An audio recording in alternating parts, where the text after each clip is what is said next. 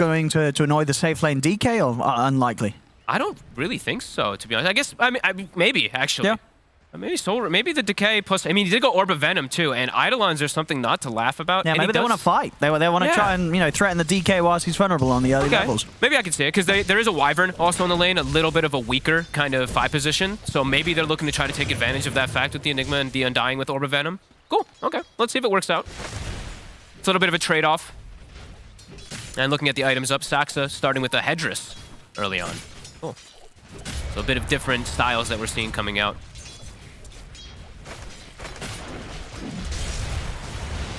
Yeah, Saxa getting a nice right. In fact, both of them getting very low down it. But they will be fine. And of course, you know, Pugner as well, the hero that was finished to mana pick up, something that he's played, you know, a lot of games. We saw the stats in the opening screens. This is one of his most played heroes. I mean, is that not something that makes things a little annoying for a Zeus to play? You know, at the Nether Ward, obviously they didn't care about it. They still picked the Zeus into it. But is it something that Nine's going to have to be careful about in the fights? Ooh, top. That's what we're talking about. The lane can be a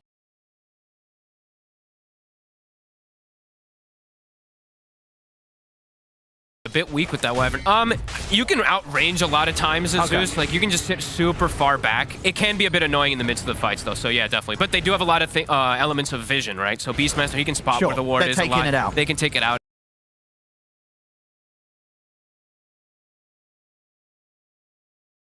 Anyway, so yeah, to slow down the Beastmaster more, but this is just a choice that they went for. Sure, and just having the ability for those constant denies. Mid lane. Oh, mid indeed. We are fine. He's got the Fairy Fires holding on to, as well as a few bottle charges. This is not an easy lane for Ember, though. The spam that comes out from the Zeus is just crazy, and also like him getting first blood is actually pretty massive. It's always going to be able to offset a lot of that damage that's going to be coming out, and he's just going to be able to last it better. And as a Zeus, are you never going to feel the pain too much from the slight spam? Is it just not enough damage early on to really make things, you know, tough at all for a Zeus? Zeus is kind of, he's like deceptively tanky sometimes. Oh, nice going in. He almost got him. Very, very close. It can get a little annoying, but I think Zeus is one of the heroes that, like I said, deceptively tanky. For some reason, the hero, you have like 5 armor. Did he used to have less armor on the Zeus? Was that a buff over a few patches ago, or has he always been around this armor value? I feel like he's always had been, because even in Dota 1, he felt tanky. There was something about Zeus that just made him feel stronger than top lane. Up, Snake King. He's going to go down. In return, Aramis, he's actually going to be fine. He's able to walk it off. Skeeter, cool. Not able to take him down in return, so they get a kill out of this top lane. Radiant's middle tower is under attack. He will suicide.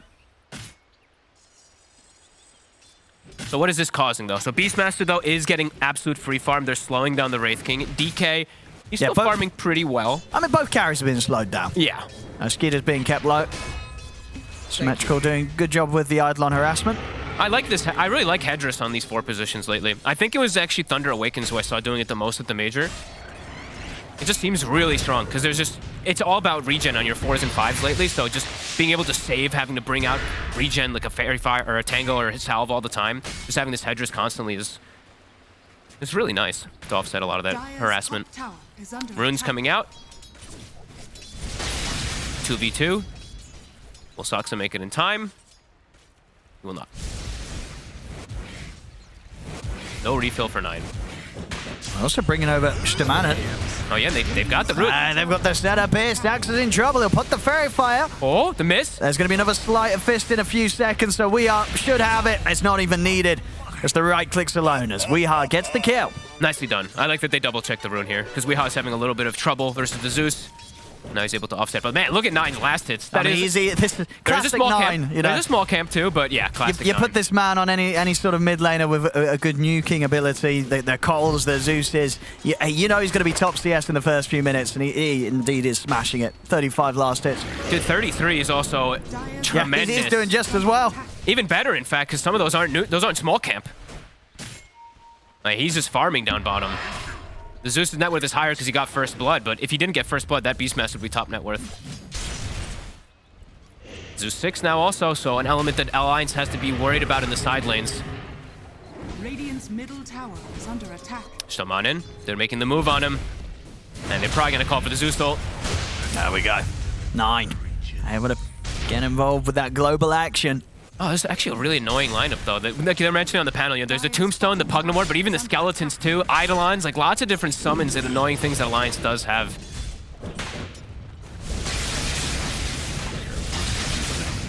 Yeah, look at that level advantage, though, for 9. Yeah, actually has like almost a full level advantage on top of WEU top. Not quite able to finish snaking off that. Oh, cool, and he went for Arcane Boots on the Enigma.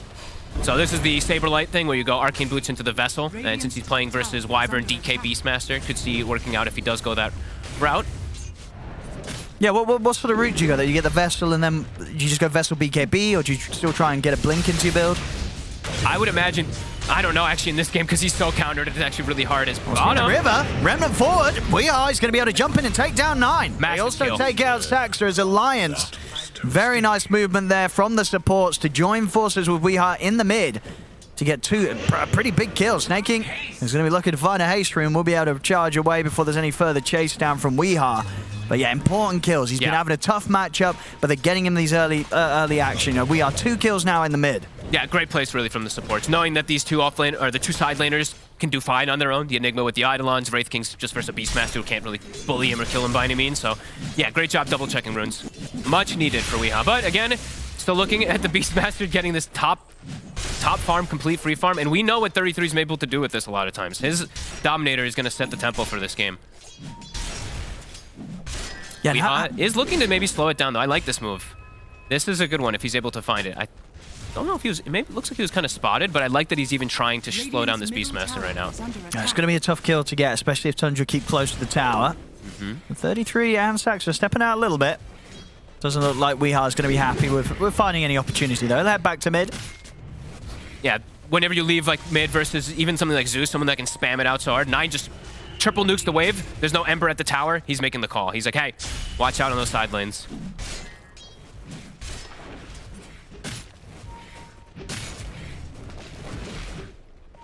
What build's Nico Baby gonna go for?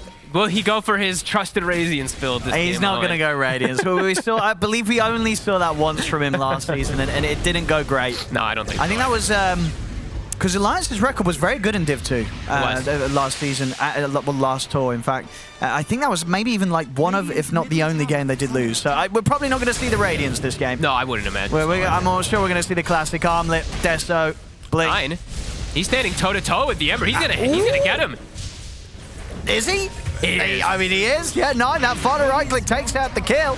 Alliance, they'll make sure to take him down in return. Oh, Nico Baby gets the last hit with his dot damage from his Wraith Fire Blast. I thought the illusions were going to take it. I'll be happy with that one. Yeah, I was actually going to say, Stomani, you better stop attacking with those illusions. Your Wraith King TP'd mid for the kill. Yeah, I mean, that's, you know, I think Alliance, they'll definitely be happy with that one. Nico Baby in particular. As phase boost done, turns up, gets himself a cheeky little kill on the enemy mid. I like how they also, like if you look bottom, they've littered the bottom area with sentry wards because killing Hawks is so valuable. When you're playing versus Beastmaster, of course blocking the camps too, but if you kill like 2 Hawks in laning phase, you've done excellent. But either way, 2k gold advantage for Tundra. Even though these movements have gone successfully for Alliance, they're just getting more out of the map. They need more, and they're going to try for it. Already, the dives are coming in. As we are. He's ready to play deep to look towards 9, up towards the tier 2 tower. Slide Fist does the job. Alliance making sure that they continue to keep this pressure on towards 9. And they're getting potential tower too. I mean, lots of damage going on to it. They've got a Glyph and Fade Bolt now, so we'll get slowed down, but good pressure coming out from Alliance. Yeah, playing very nicely around WEU. Oh, Snaking also bought a Hedress. Yeah, so 2 Hedresses on the side of Tundra. Dire's middle tower is under attack. Tier 1 tower already down to half HP. We'll see where 9 heads on the respawn.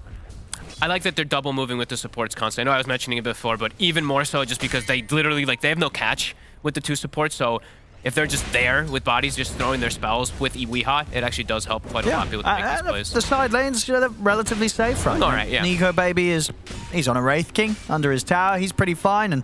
And top lane, Symmetrical, has been left in a 1v1, him against the DK. They don't need that extra focus of support around those areas. So, and the reason why I did mention the Radiance, because if you look at the enemy lineup, It doesn't look that bad. Oh, this is actually a game where you wouldn't mind a Radiance. High armor DK. He's not going to get a Radiance Summons this from game. Beastmaster, Wyvern Cold Embrace. I mean, you could see the argument perhaps for it, but I hope he doesn't do it. But Nah. you know, just because it's Nico Baby, that's why I'm. I think we're going to see Armlet Desto. Yeah. Radiant structures. As he queues it up. I guess it sort of depends on WEU's build, because we've sometimes seen the Desto Ember. What's We Are going for this game? I wouldn't like Desto this game on it. Not on the Ember? No. You're playing versus Wyvern. You want to get your Maelstrom and stuff like that. You want to be able to go through that. But actually, he queues it up. He does does queue go it for up. the Desto. We did queue it. Okay. It feels good. Okay. I think it feels good. You know, so they're just having that AoE effective Desto effect. It's nice. I mean, that is it's true. a lot of damage on the slide spam. And the supports are very squishy. You know, they're very low armor, very low HP. But I tell you what, for you, that does open up the possibility of a Radiance for the Wraith King. It is if possible. the Ember's behind the Desto, we'll see. Okay, we shall see. Top. Tombstone is down a very aggressive position. Yeah, instant TP's coming in. Saxa will turn up, make sure that Alliance aren't able to dive for any kills at the tier 2. Easy money. Ooh, we are nearly going down to Thunder God's Wrath. I believe the wand may have just saved his life.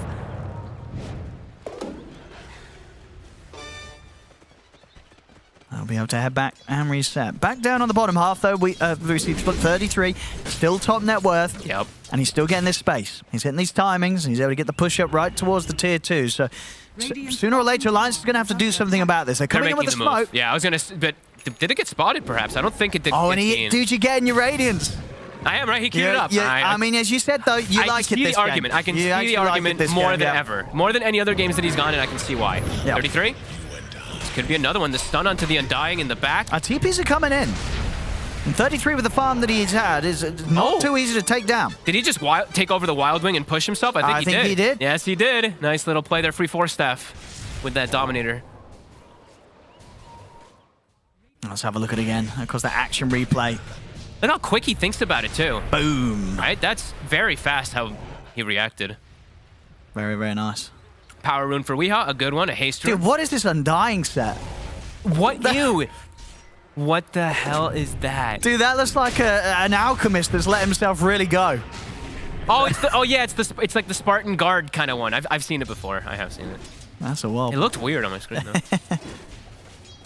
2K lead still for Tundra, so still distributing that wealth. But Alliance, it feels like they're being the ones a little bit more active around the map, looking for these plays at the moment. But Tundra doesn't seem to care. Oh, look at this. 9, though. Might care. I mean, he should have this kill, right? I don't think... Okay, with the Cold Embrace, it's going to make things a little more complicated. And meanwhile, Aramis gets Weehaw still wants to go for this. He's going to get cursed. He's got Stamana to come over and help out. I mean, Weehaw's totally fine. He can keep going. He can keep diving.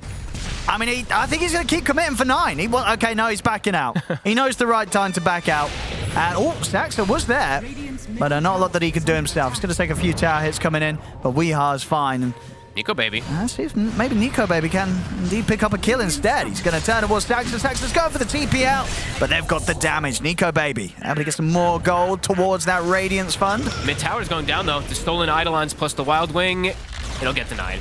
Radiant's middle tower has been denied. Nice to see. There's some good aggression from Weehaw. Some good control as well. I feel, you know, in the past, maybe from other mids as well, you get that deep, you get that committed. It's very hard to sort of say, you know what, I'm out. Yeah, good control. Knowing when to back off and making a lot of space. It's great aggression that's coming out really from Alliance. It's still, like we said, 2K gold advantage for Tundra, but Tundra's just farming. They're not really like, they're playing the reactive game so far, just reacting to the movements from Alliance rather than making their own proactive ones. Alliance making some nice aggressive moves, and it is going to be a blink on the Enigma done already. Okay, opting to get that done before the full Vessel. Okay. I do really like the Vessel, I'll be honest. The Vessel Midnight Pulse is something that's just, I mean, Saberlight's definitely onto something with that. It now depends what Symmetrial's going to be able to do with this blink. Yes. Getting the blink a little bit earlier, you've got to look for the payoff play. Yeah. It'll let him get into the backline and follow up with Weehaw a little bit easier, but... My God, dude. Like, let's just pull up last hits for a second, by the way, just so you guys can see this. 180 almost on the Beastmaster. It's pretty crazy. Yeah, 33, he's having a great time here. He's already got his Helm of the Overlord level 12, so he's got the Dragon.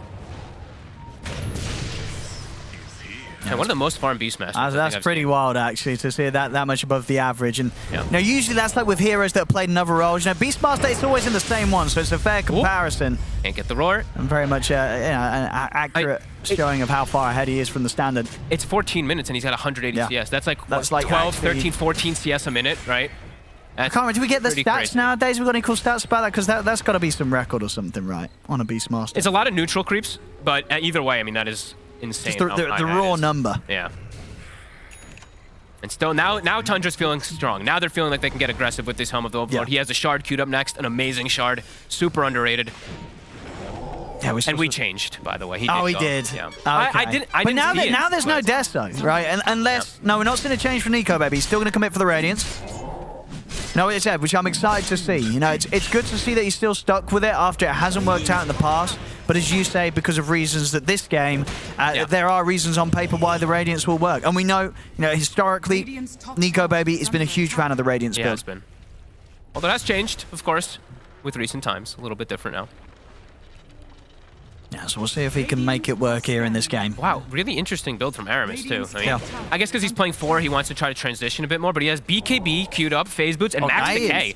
Not Max Soul Rip, not Max Tombstone. What's got phase Decay. boost in a BKB? That's my kind of support. I do not like it, I'll be honest. I'll be straight up honest. I don't really see why he would go for that build, but maybe it'll work out for him. Maybe he has some other idea with it.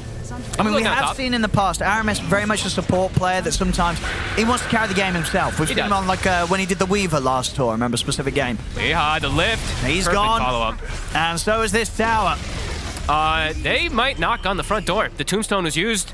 Yeah, this is speeding up rather quickly. Tundra, they ain't stopping with this push. No, and they actually freeze the creep as well too, and Glyph was used. This could be a Rax. I think it's definitely a Rax. I mean, Alliance, they'll be lucky that the tier 2s are up in the other lanes. Let's see if there's any sort of chance of a defense. Nico, I mean, they're just nailing the melee Rax. It's dead. it's gone. Uh-oh. Well, that blew the game wide open.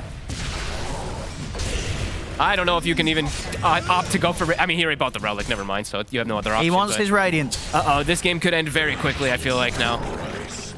They just really opened up the whole game. Roche is now an option too. Aggressive vision is going to be easier for Tundra to place down. Let's have a look at that replay again. That top move, instant setup for snaking. And then, of course, once you've got that opening, Tundra, fantastic follow-up control and Soxa damage just- to come in after the curse comes to an end. Perfect timing, really, from Soxa to get the grab there. Yeah, very, very cleanly done there by Tundra. Snaking looks confused. What was that? Snaking Monkey for I think he's like, what are they doing there? Maybe, but... He looked, he looked very, very confused. And they can't fight this. That's the thing about Alliance. They can't actually go near this area. Because their Wraith King doesn't do any damage. I mean, if he gets to hitting targets, which he just can't really do versus this lineup, he would be able to, but pre-Radiance, no damage. Now in Aegis, I mean, they're just going to run down another lane, it looks like. Yeah, this is, I don't know. It's going to be tough for Alliance, I think, at this point. This is sort of Tundra, full throttle. This is kind of how they win the games. They get these 18-minute barracks, and then they're already ready to look for the second. They get that Aegis. Good luck trying to stop the Tundra train. Oh, Aramis actually killed the Hawk right before it stunned him with his decay. That was Easy. really close. He would have died. I think right now the pressure is a lot onto the Enigma, who, I mean, Symmetral's got to get a big black hole there. I mean, he bought it earned, but he's gotten 0 charges. He actually hasn't been able to get involved into a single fight because now Tundra's just full grouped. They've got the Radiance online. They have to fight. They just have They've to got somehow to fight. battle on high ground. They've got to get in, get this set up. Dude, look at the DK's buff. He is buffed up. Look at that. A little bit of everything there for Skeeter. He is loving life. 1-0-2. He's had a pretty chill game. Even the not the most kills, but the objectives, the creep hitting, it's been there. That's all that matters. 9 deals with the side lanes. He has Kai Assange. His damage is super high. Also, he did buy his shard. There we Really go. important for Alliance those the players. smokes up. But it's an Aegis on Skeeter. And they are hesitant on committing for the DK. Oh, they're just going to back out, though. Tombstone's dropped. Tundra's just...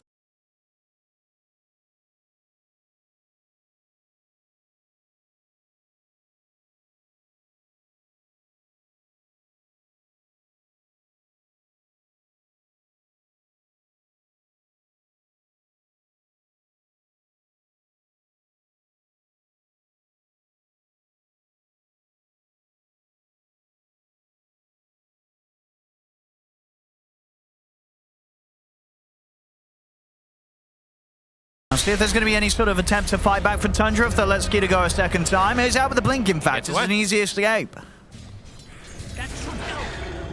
Yeah, as soon as Tombstone down, you see that's the only thing that they're worried about inside the team fights on Tundra. So just fully reset, and now perhaps going back in, perhaps just killing Stoman, and the Boris plus the Dragon might be able to do it.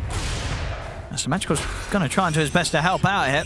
But Stomanen, indeed, looking to be very dead. 33 picks up the kill. I've been watching this matchup of the Pugna versus Beastmaster. It looks so hard for Pugna to play Dota. You're spotted the whole game. Even if you're trying to like save people, what I've seen all these Beastmasters do is they literally just right-click your summons on them. In team fights too, and tough. What do? You can't life drain and save anybody either because these summons just kill you. And then when you're playing against 33's Beastmaster, it's like, good luck. Yeah, top net worth still, by the way. Yeah, 2K ahead of the enemy carry. Yeah, 33 is looking pretty unstoppable this game. This is one of his best heroes, of course. Top, Skeeter, looks like he just wants to catch the wave. Don't believe that's him actually going for a kill. And they're building items to end the game next, right now. Like, they're going for Pipe on the Wyvern, they're going for BKB, well, BKB on DK is normal, but BKB on Beastmaster as well too. These a couple more auras, and then that's just going to be closing the game out for them. Yeah, Alliance, they've got to have that one big team fight. But they're just, I mean, the thing is though, now they're getting trapped in their base a bit. Now it's like the strangle is starting to happen. The Tundra's just limiting the farm completely, and if anybody goes out, they'll die. That's looking tough. They're losing towers here across the board. Final tier 2 is going to fall. They're just losing it to the summons as well, too. They don't technically know where the Tundra heroes are, so they can't actually venture pretty much anywhere else on the map. Nico Baby, the only one who's going to be able to get small farm that comes in from the waves. The rest of his team, at this point, now just trapped.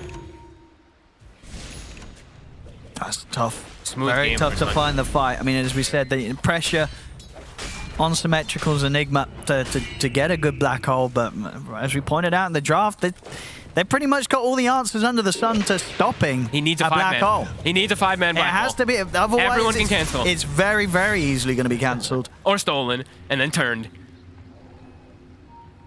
Smoking up as soon as a wave pushes out a little bit from the side of Alliance. Tundra smokes, goes toward that wave to kind of catch to see if anybody's there.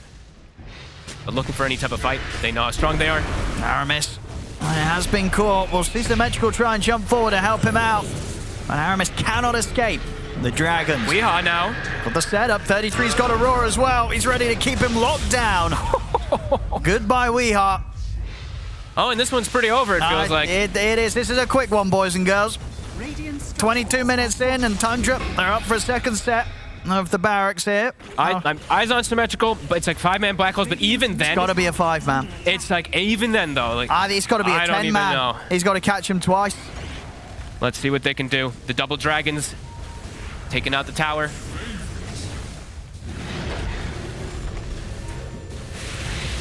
That is a bold TP. Radiant's middle tower. Oh, Nico Baby's going in. Trying to get the backline. He's ready to start some action. But that's him gone the once. Weehaw will buy back, jumping into towards 9. BKB popped by Skeeter. Weehaw, he bought back for this, instantly dies. Tombstone gets taken out straight away. And now with the birds, they're ready to chase down Aramis. Aramis caught out by the stun. He's gone. 9, he's just frontline it, ready to go. He's got the backup of the cold embrace. The black hole will be used to lock down 9. And it will get them the kill. They bring down 9. But they're going to lose Nico Baby. I mean, 33, he's ready to go target to target here. The Decrepify from Stomanen will give Nico Baby the chance to try. Did the bird hit him over there? Wait, what? I think the bird followed him when he blinked. No, wait, that looks strange. We'll get a cool replay of that one. But indeed, you just can't escape this 33 Beastmaster. No, you can't. And his birds, he'll have you. And the situation where they have to use Black Hole, it's on a solo Zeus outside the base. Let's have a look at that. Yeah, look, watch, he blinks. And the Hawk hits in the position where he was originally, but it does the damage over there, look. That was cool. So how does that work? So that looks so crazy. That looks bizarre. Yeah. Interesting. But either way, Mega Creeps. Well, in a second. He was dead. Oh, even if he doesn't die, the game is over. The game is certainly looking pretty over. Mega's here, 24 minutes. Holy moly. Tundra very much showing that they're still coming in with the same steam that they were playing with at the major. I really do think this Beastmaster versus Pugna matchup is just insane, though. This Beastmaster is just a nuts hero right now. I mean, what hero do you have to ban away from 33? You know, it's like... Pick your poison, right? It really is. He really has got these heroes that he he looks the best in the world at. Yeah. His summons, right? The Vistages, the Beastmasters, the Lycans even that we saw at the Major. It's a problem a lot of times. The pace the Tundra's able to set. And we were actually looking at the pacing. They're the fastest team of the patch. Yeah. Were they fastest or second? I think they were the fastest. I wouldn't be surprised. I wouldn't be surprised if they're up there. Fastest with the highest win rate, I believe it is. Some other teams are faster, but with much lower win rates. I think, for Alliance as well, it's always going to be a risk with some of these item builds this game, right? Absolutely. You're going for sort of the greedier potential to sort of take it to the later portions. That's just not going to happen against Tundra. The other thing is, too, they moved the Enigma to a 3-roll, and it's completely It's a hard game. It's completely countered. It's so a really I feel like hard it did put things hard, but I think Tundra did recognize that they could just go for this group up, go for these auras, and just... There's nothing that Alliance can really do to stop it. Let's see Alliance. I'll give it one final shot here. Radiant's middle tower has fallen. How long have we got till the black hole? Still a bit of time. 55. 50. Tier 4's going down.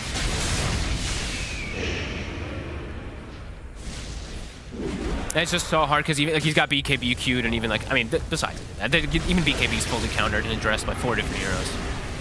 Or 3 different nav. Radiant's middle tower. Last tower. Not a lot that Alliance can do. Let's see, it's a magical jump forward. Skeeter immediately gets on top of him in return, takes him down. The ancient is gone in a second. GG is called. Whew.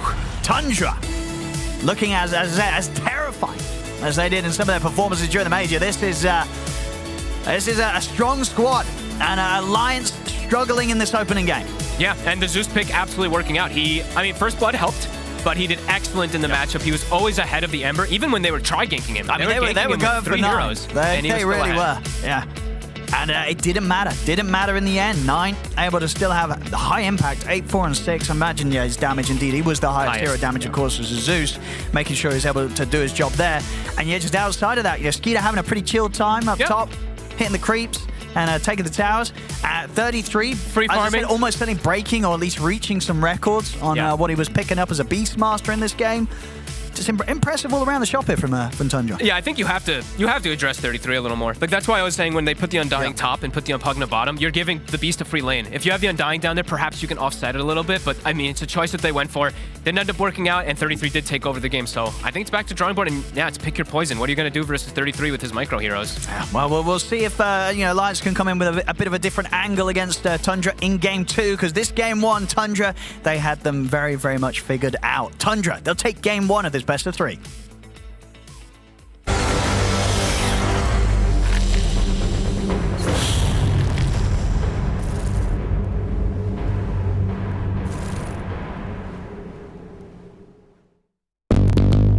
What's your style?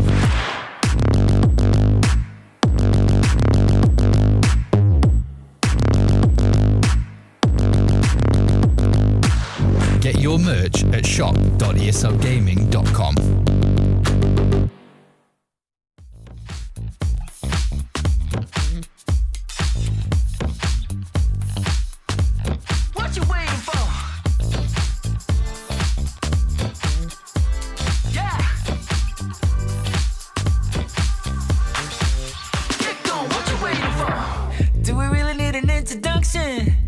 Nah, a new start, no space reduction.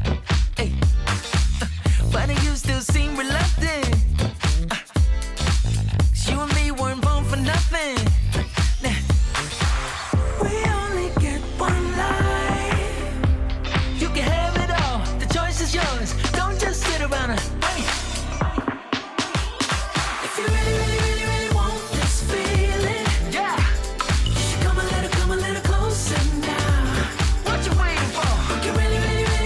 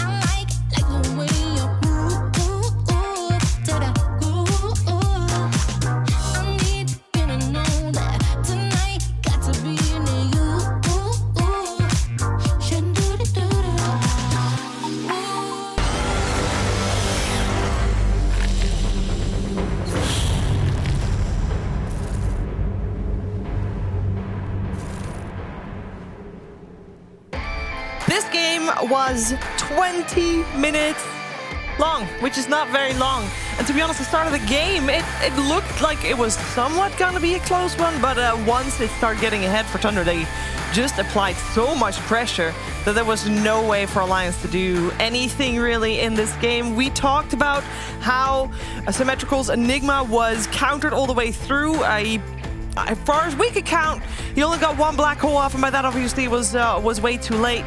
And overall, it felt like a little bit of an outclass here in this game. We know Tundra was one of the strongest teams at the Major, and they showed that in the 2 weeks break that they've had since then, they have not slowed down Lacoste. Yeah, well, I mean, Nine talked in the interview that they're going to take this whole DPC, their hard-working team, probably one of the hardest-working teams. People were saying that during the Major, and it also shows. I think Alliance shot themselves in the foot a little bit with their opener, and also, like, this is the first phase Enigma, and you still play it as a position 3, especially against everything that they've shown, a lot of counters. I think also it comes down to them opening up with the Undying as well, without really seeing the matchup, and not, like... They saw Beastmaster, but they decided not to lane Undying against the Beastmaster, which was a bit awkward, I would say. But still, it's a tough one. Them having Pugna and Undying, like both of these heroes are like straight up position 5s. Yeah. They don't shine on other position. It feels like you're kind of wasting the slot because they, I'm gonna say do the same thing, but it feels like a lot of, like they can flash farm. It's very difficult because what they bring to the table is kind of similar, and they've been countered. Like 33's Beastmaster has been on point. You're playing, Fog said it multiple times during the cast, it's just very difficult for Pugna to play the game into Beastmaster, providing vision, sending his units on top of him. Once he gets the shard, how many times he used the bomb, what's it called, bomb dive? Dive bomb, yeah. Like initiate dive bomb, yeah. It's just like, I mean, he was out of his mind. Yeah. Yeah, he was. I feel like for Alliance, it's like a back to the drawing board sort of scenario. I don't know if it will even matter because I feel like Tundra is an exception, a world-class team, and they're showing that they have not slowed down since the Major, like you guys were talking about.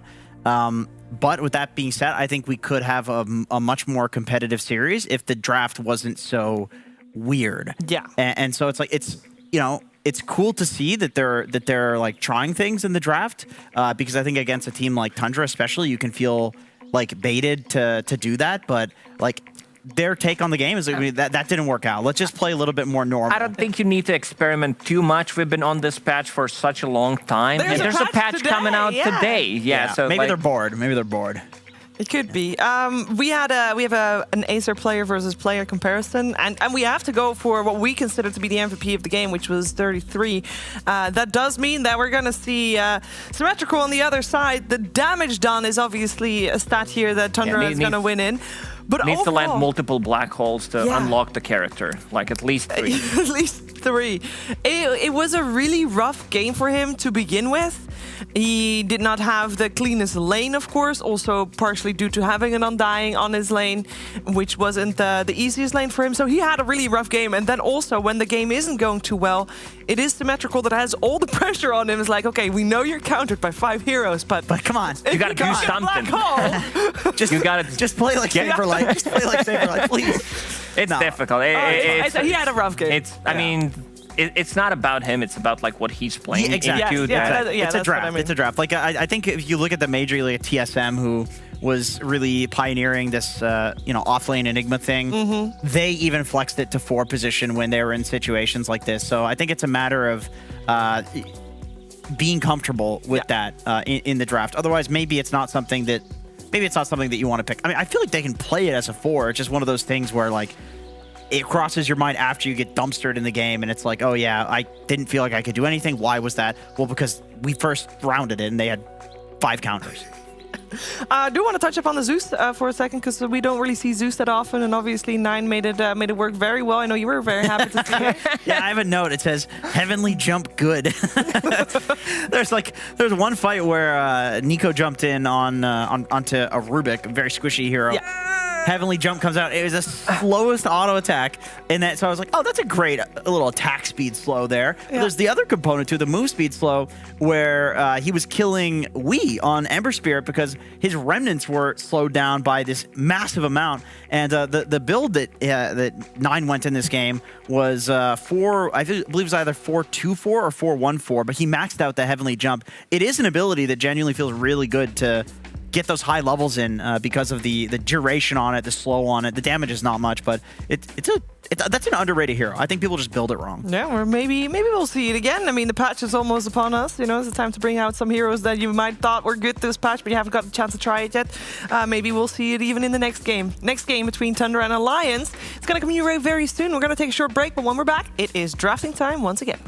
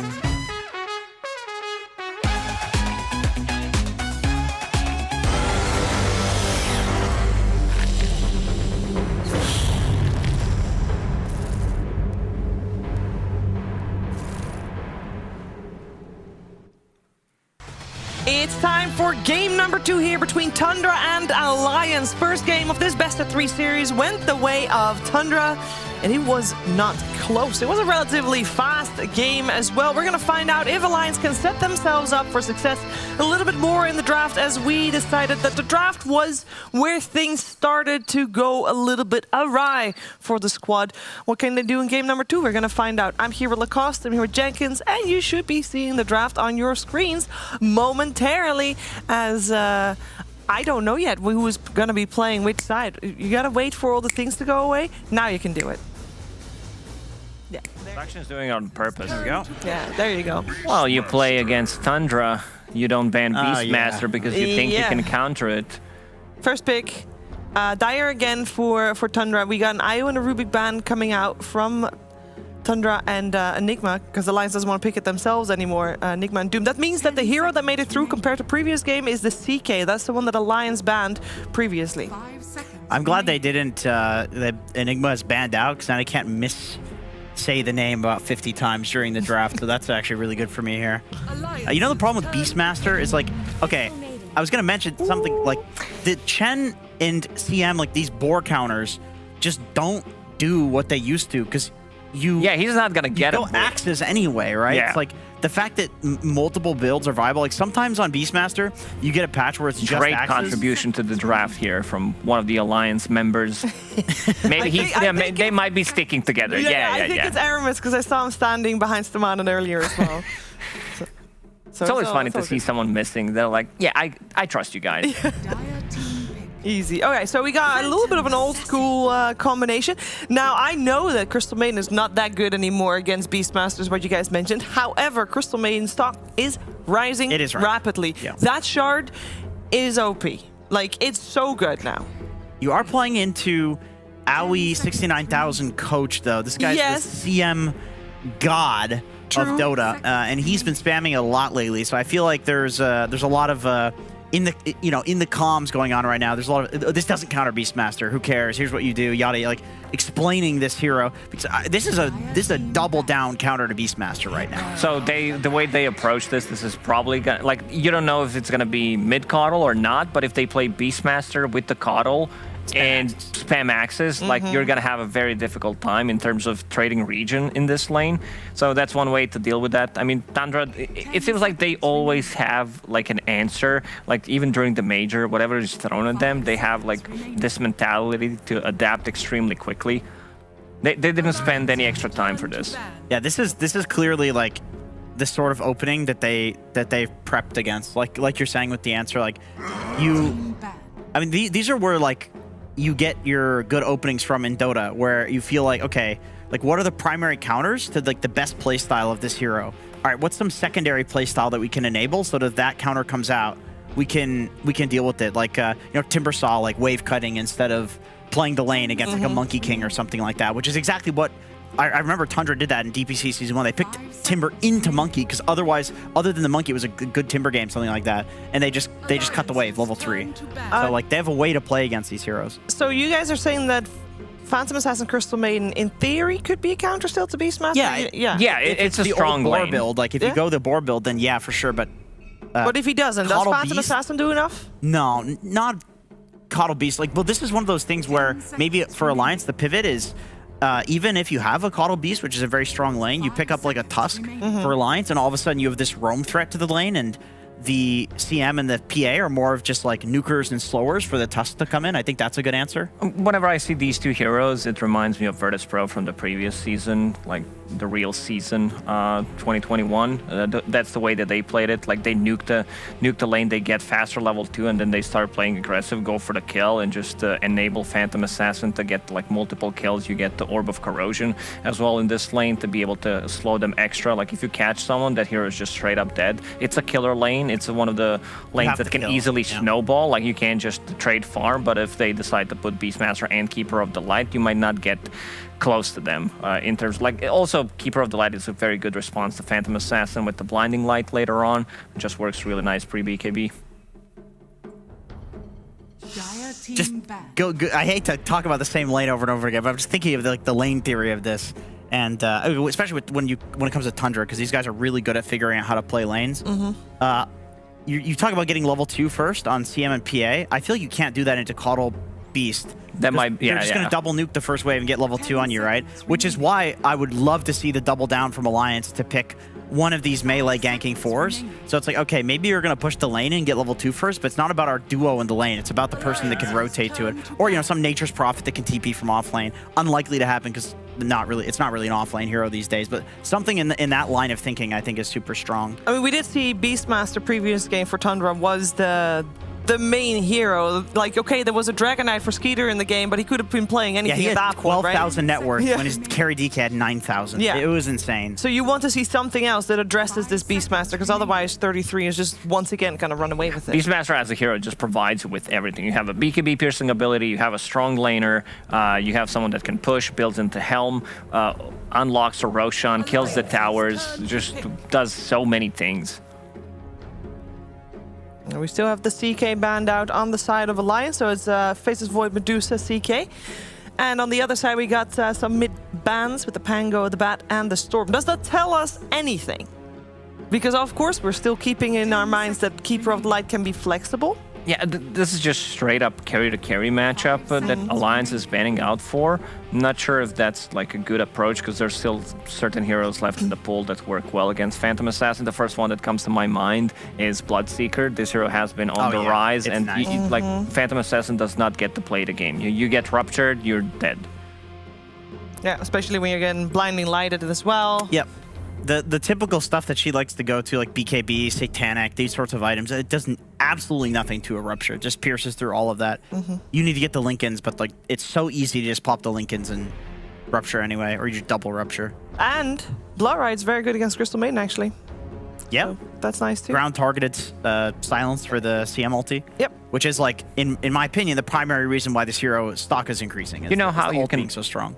Yeah. Sense the CM spammer that someone loves the hero, that like the first they see the hero and they're like, oh, Shard, it's really good. And like, yeah, this is really bad. They have experience in playing against Achiever.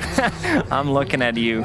I've been having a lot of luck with Crystal Maiden in my games lately. It's feeling really it's good. good. People are climbing with it. Yeah. Look out for CM. I do like the idea of Mag here, just because you are, instead of like trying to double down on countering the Beast Caudle, it's just kind of like, okay, well now we win late game, so like now you address us. That's another way of going about this, which I think Alliance didn't do in the last draft, where they had some picks in the early game and then they have to change the way that things are because of the Tundra draft. But this is pretty nice. I like this. If they want to go for Wyvern route again, it feels really good. It's always been a counter to Magnus, because you know where they're going to be grouping up, then you split the fight against the Phantom Assassin, straight up physical damage. But if this is your support, like, you can make it work. This Keeper of the Light can still be on the mid lane. But I think the other option for their safe lane is the Karim Stroke. Okay, they go with Wyvern. Now Wyvern, so that... It Could still be a mid Wyvern or Caudle. Okay, but we do know that the only hero that we're needing to be picked still on Tundra is once again Skeeter's here. Yes. Yeah, and you also have like another save, Decrypify plus Wyvern. So it's difficult, but these are three very squishy heroes. Yes. Like Pugna, Wyvern, the Keeper of the Light, they don't have any like real stuns. The only stun is a Beastmaster. Don't forget the dive bombs. Dive bombs, now here we go. Yeah, those are quite impactful last game. Yeah, that's true. They need some backline jumper. Something that... Okay. That's not bad. Like, if they try to save people with, like, the Decrypify and someone's X-marked, there's going to be a lot of magical damage. Cold Embrace, as you said, like, set up for both, for Torrent as well. And I would imagine we're going to see the Kunkka in the mid lane. So Keeper of the Light, Winter Wyvern... Or Caudle, both of these heroes. Pugna. Like, are they good? Is Kunkka good against all of it? Yeah, so this is what Spirit was picking against Keeper of the Light. And I think Spirit actually beat Tundra in one of the games, if I recall correctly, with the Kunkka versus Caudle. It looks really strong for whatever reason. We were all trying to figure out exactly why it was. Like, Caudle's a low armor hero. You know, you have this advantage in the first couple of waves. Like, Kunkka seemed like it's a long-range catch for the Caudle, too. Like, Kunkka seems like a really excellent counter to Caudle mid, but I don't see Wyvern mid going any better either. It's the same concept as the Caudle, right? So you're low armor, a hero that needs to be caught in the back lines. It's a great Kunkka pick. 5 seconds remaining. He's also one of the heroes that makes him more durable in the team fights, and damage coming out from Tundra is very limited, I would say. Like this Wyvern Pugna as a support duo, like, you don't dish out some... If the boat goes off, you're going to have a hard time dealing the damage. You know, that's where the Keeper of the Light is going to kick in, because, yeah, it's just like Spirit Vessel Buyer. He comes online extremely quickly, and we see that Bloodseeker ban. It makes a lot of sense. When we saw Crystal Maiden yesterday in the hands of Gaming Gladiators, and I know they didn't win with it, but it was played as position 4. Would you like it to be a 5 or a 4? Because I would imagine we're missing... Because it looks like... Okay, so Tundra banned out the Necrophos. Who's going to be the other support next to the CM? Is this a Mag 5? Is it Mag 4? I think it's Mag offlane. You just want to get him to his items, like get him to farm. And what they're looking for, well, I don't know. I mean, that's what Tundra, that's what they think. They think this, maybe they have some information from the scrims where they played it, but I mean, you can still make it work. For a long time, Magnus was really popular as position 5, and then you have Kunkka with the cleave that can clear the stacks early on, so can Phantom Assassin, so you need someone that's just going to be stacking Triangle for Alliance. Wraith King kind of seems like the only thing that's left for Skeeter. I feel like it's pretty good against PA. You Silver Edge Buyer, so you have the break. It's good against Mag Kunkka because they press their ults and they're on cooldown. You respawn, you laugh at them, but maybe it's too vanilla for Tundra, the last pick.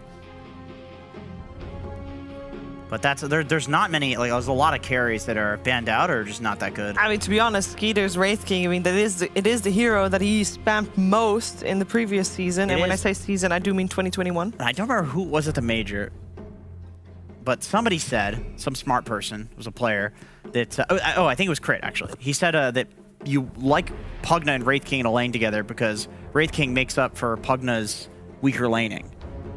Early lane. Was that the quote? You're looking at me. I don't know. Like I do remember a conversation like that along those lines. I don't know why you're looking at me. You pick Wraith King with supports that are weaker. Okay, there is the Wraith King anyway. Now it makes sense. Yeah, now I believe. Now I remember. I know Wraith King Pugna's a combo. That's all. Yeah. I'm quoting somebody much smarter. For sure. So would you rather have Wyvern or Coddle mid? Probably Coddle. I think Coddle can build items that burst PA pretty early. Like there's going to be a window where PA doesn't have a BKB where Coddle can burst the PA. And I fear that a Wyvern's like a little too slow. Speaking of tempo, I mean, we're talking about Tundra being one of the fastest team. That's a Snapfire overall, so it should be a position 4 or something. It can also be an off lane. True. Just we mentioned it during the previous panel against the Pugna. Works really, really well. So who's going to be playing? It's going to be position 4. Makes a lot of sense. You can kill the ward. You can also deal damage on the creepified units. The same goes for Wyvern. So that's going to be very good response. I like it. I think Alliance this time around, they have like much better draft. They have a lot of the boxes checked. Knowing how Tundra plays, like if someone else picked these 3 heroes, Keeper of the Light, Pugna, and Wyvern, I would say that they're not going to be able to execute. But I put a lot of faith in Tundra's execution. We had a 26-minute game, first game. It's going to be longer. I think it'll be longer. I mean, I like Alliance's draft a lot better. I think it's much easier for them to execute. They have good late game. If they go late, it actually will be probably in their favor. With that being said, with how Tundra looked in the previous game, I don't know if having an even or slightly better draft is enough. So Alliance is also going to have to step it up in terms of their execution. I think it's exciting to see, obviously, a little bit biased for the Crystal Maiden, but Stomanen used to obviously be a position 4. And I think Crystal Maiden is one of those heroes at the moment that if you get a little bit of extra gold on it, you can still kind of transition into a bigger impact. I think she's good with gold. Here we go again. I think she is. Gotta say. Let's find out if we're going to see a third game to this series, if Alliance can bring it back here against Tundra. We're heading over to OD Pixel and Fogged. Thank you very much, Steve. Yes, ladies and gentlemen, welcome to Game 2 of Alliance versus Tundra. Fogged, what have we got here? We've got some Tundra classics right there. The 9 Coddle coming in, being the big one. And from Alliance, we're seeing a different approach, but indeed, as we heard from the panel approach, they kind of prefer this time. I agree. I think this is a much better fighting lineup, and it's not fully countered like the Enigma was, where they put it into that core roll. Also, some really good late game scaling potential and good ways to stall game. Like, let's say if they do start getting pushed out, you have skewers into base, you have tidal waves into base with the Kunkka too. So lots of different fun stuff to do. And the most important thing for me, at least, was addressing the Beastmaster. The first 2 picks, the CMPA, so ideally just looking for those heroes that can lane good versus Beast. He's going to go for the Axe build, as we've seen popularized more and more, especially when you're playing versus these kind of boar-killing heroes. So I like the adaptation from Alliance, and I really actually do like the last pick, Snapfire. I think the panel mentioned really strong versus the Pugna, outranging and everything like that. Your versus Wyvern as well. Looks pretty solid this time around. All right, let's see. And excited to see as well the impact of the offlane Magnus. Yes. Symmetrical, bringing it up towards the core route. Yeah, we haven't seen too much of it. A couple players have tried it. It's looked mixed, I feel like. I've seen mixed builds too between the... I think I've seen like some Greaves and stuff build, but mostly it's still just around that that Blink build. I saw an Echo Sphere. I think that was in tier 2 though. I think that was Chessie who was playing it, so... Let's have a look, see if we get anything crazy with the lane setups. Doesn't seem to be anything too wild. Skeeter, oh, looks like will be top. Looks like Tundra has changed their style, by the way. I know everybody was looking at them as the stick buyers, the innovators of buying sticks every game. Both supports with Hedris, both games. So interesting. Different approaches that they're looking for to maybe change the way that buying regen is done. So a bit interesting to point that out. Maybe they're just getting ahead of the meta, you know. Maybe they've sort of looked to the future, seen what's coming out in a patch. Like sticks are 250 now instead of 200. Need to find a solution. Yeah, it's interesting. Maybe they're on Headdress something. is on the rise. Yeah. We'll see how that. I mean, it worked for them last game, and it definitely makes sense. We saw, like I said, Thunder Awakens was doing it at the major a lot, so it is really cool. And looking at these lanes does feel quite a lot better, as we said, for Alliance, for them to come out even in these, even slow down to Peter, perhaps. Like you feel some top and bottom lane, you know, Nico baby, you can farm decently against these two. Yeah, with sort of the daggers. Yeah, he should do fine. Nico should have free farm down here. Stonemountain will probably die, but perhaps they can even get some kills down here because it is a squishy Pugna that they can commit for with the CM and the PA. And then, you know, the mid matchup, Kunkka, one of the heroes that can sort of push back waves nicely against it, keep with the light, keep the balance. Yeah, you can keep that farm up too. You won't match the Coddle's farm, but you have catch later on that's really nice. You have that super long-range catch that's always going to be good. You also have that damage reduction that's usually pretty necessary, it feels, versus Coddles. Yeah, absolutely, as you say, so the X mark control. And then the fact that they've also got, you know, supports with some sort of stun or control. It's going to be crucial for making sure 9 can't run circles around them. Top lane, got the Fairy Fire. Should be all right. And he will indeed be able to get out in time. He's going to be fine. Good attempt for the cookie. I think if it lands, then they instantly steal Stealer and go for it. First blood is actually going to go the way of Nico baby there. I think they died in the same instant. We've got to get a replay of that one. As Stamanen and Saxa went down at the, I swear, the same time. It went away at the exact same time on the side screen, too, so that usually I think it literally was the same time. But yeah, Nico baby able to just sneak in that first blood first. The side lanes are chaos for sure. Top snaking. Also could be in some trouble. We'll be okay. Lane positioning right now for Tundra's a bit spooky, playing versus the Magnus that close to the tower. Let's have a look at this in slow-mo. This was a close one. Oh, literally, yeah, just before. That was like almost putting perfect. I got him, bottom. Aggression's coming out. And the fight continues. Nico this time. He might be able to turn back in. He has corrosion. Yeah, he wants to go for this kill on Saxa. He's got to be a little careful, I guess. I know he's going to jump back over. He's in and he gets it. All right, another kill. All right, 2 minutes, 2 kills here for the carry. And he'll be okay. Yeah, getting that early orb of corrosion. Huge in the laning phase. Good stuff here from Nico. And top lane, they're really slowing down Skeeter, as we've been mentioning. This Snapfire plus Magnus, it is very annoying to play versus the two of them. Especially when you're playing that close to the tower, as I was mentioning before. You just have to be at risk of getting skewered in at all times. Ooh, Nico. Man. He does not have regen, neither of them do.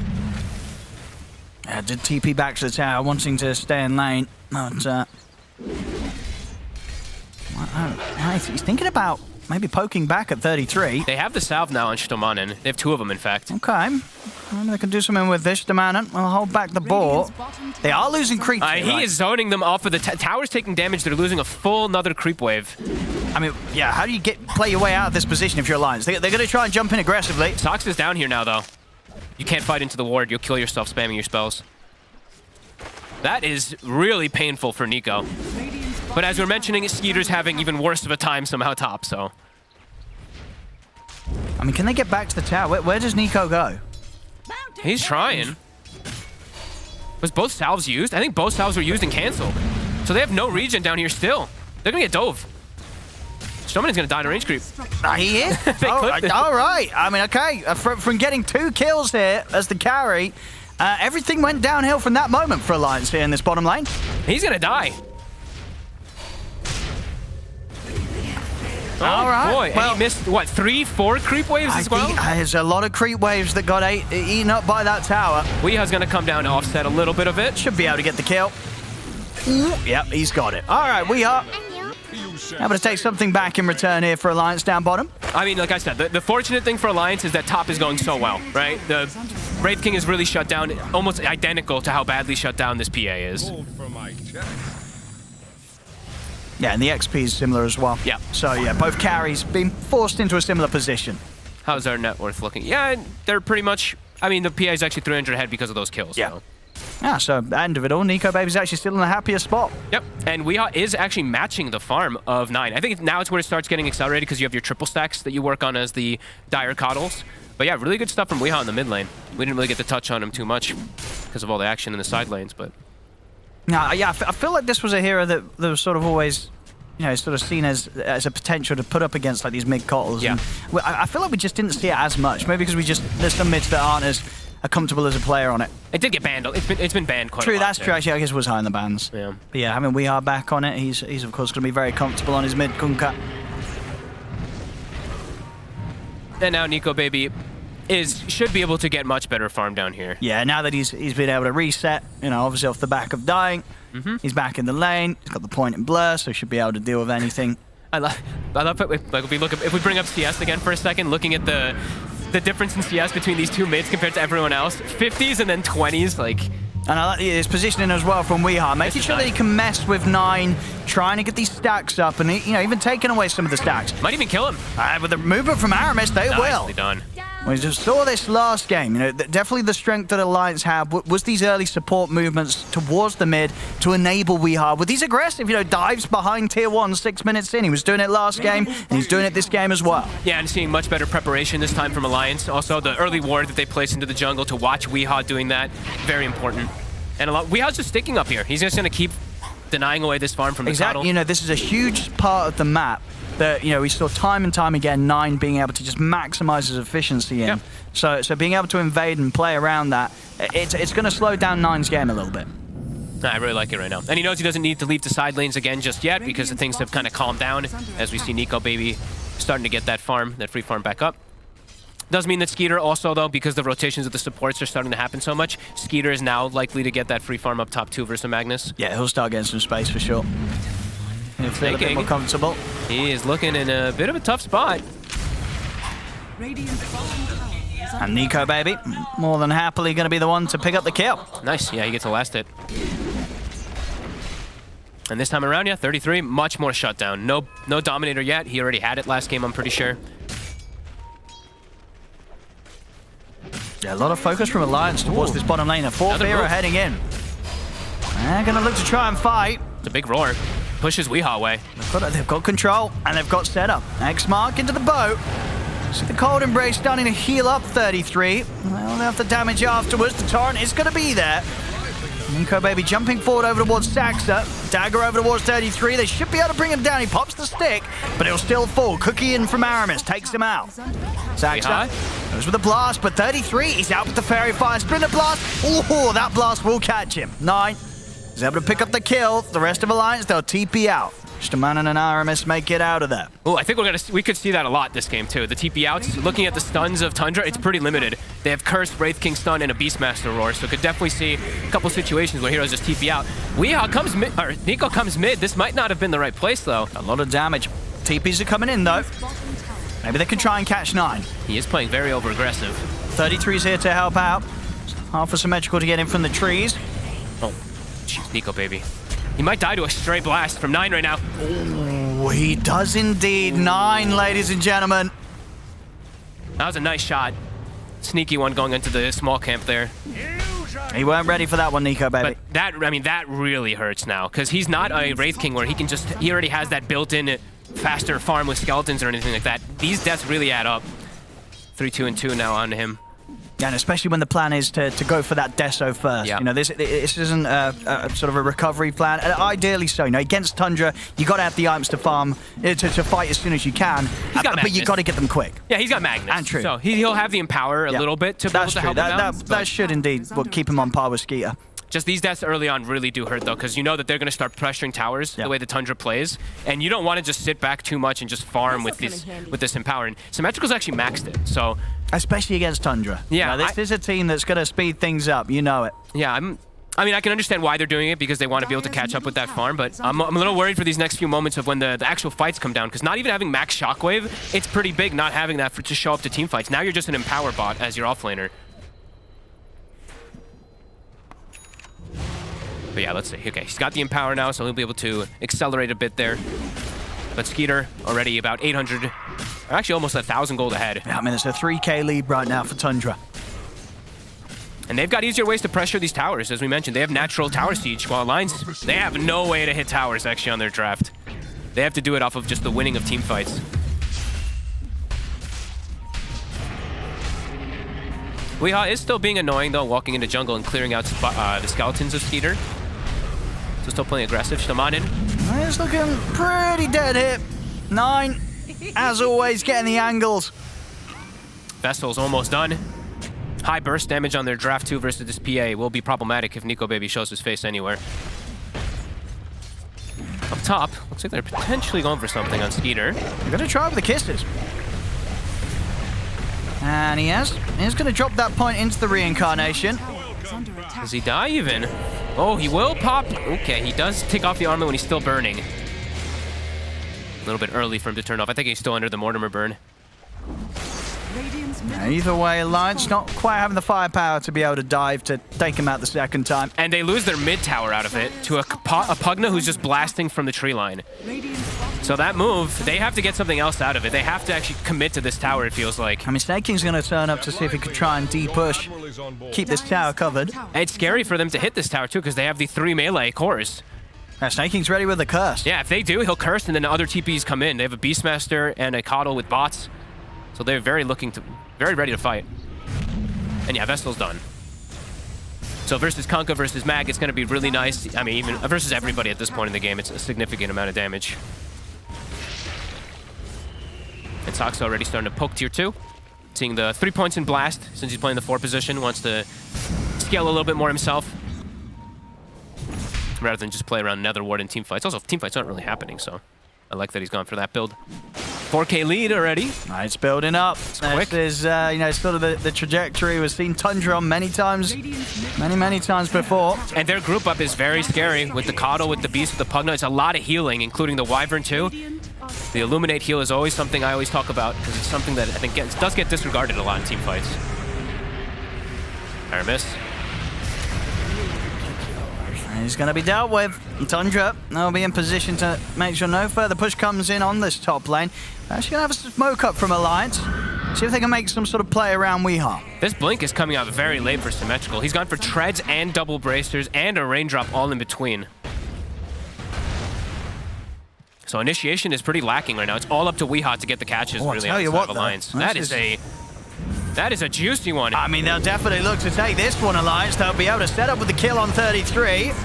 And now the turn-up is there from Tundra. They're in with the curse. I think they're still blinding lighted. It's knocked down the 3 of them. Blast to follow up. It's a lot of burst damage. We'll see an aggressive Stewart back in with the RP. They've got the kisses. They're locking down 9 with the cold embrace. Snake King keeping 9 alive momentarily. Is it enough to offset the damage? The heal. He's going to live. No, he's not. The torrent will take him down. Finally, he falls. See if Alliance can get any more out of this. Now Skeeter's turned up. Alliance, they're backing off. They're getting the important heroes out, though. Alliance.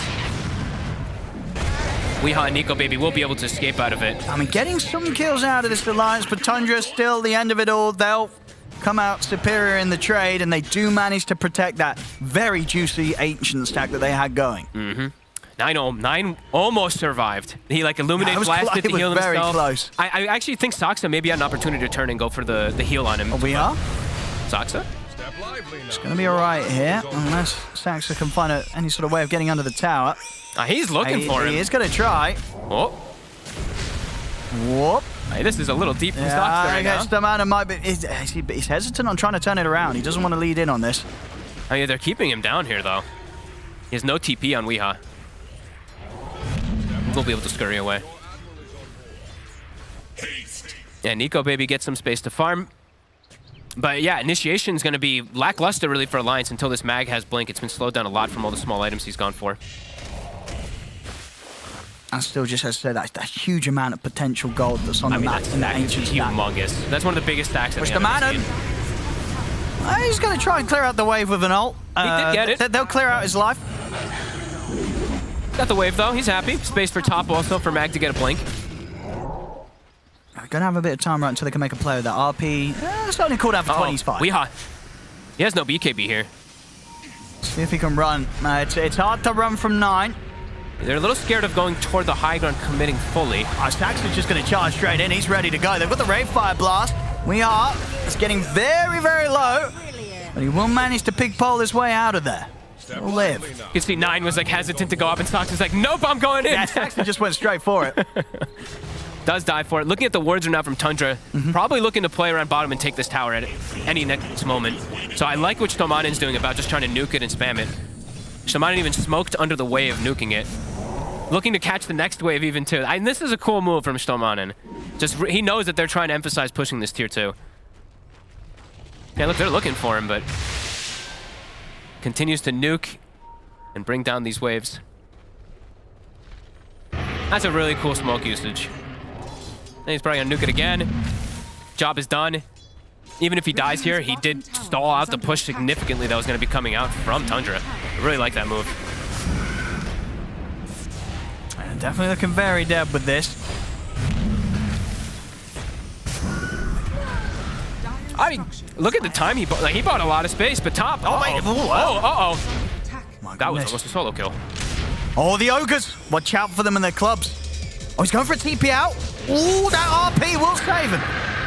Make sure that Tundra aren't able to chase up and find Nico Baby TPing out. Does mean that Symmetrical, he'll lose his life for it.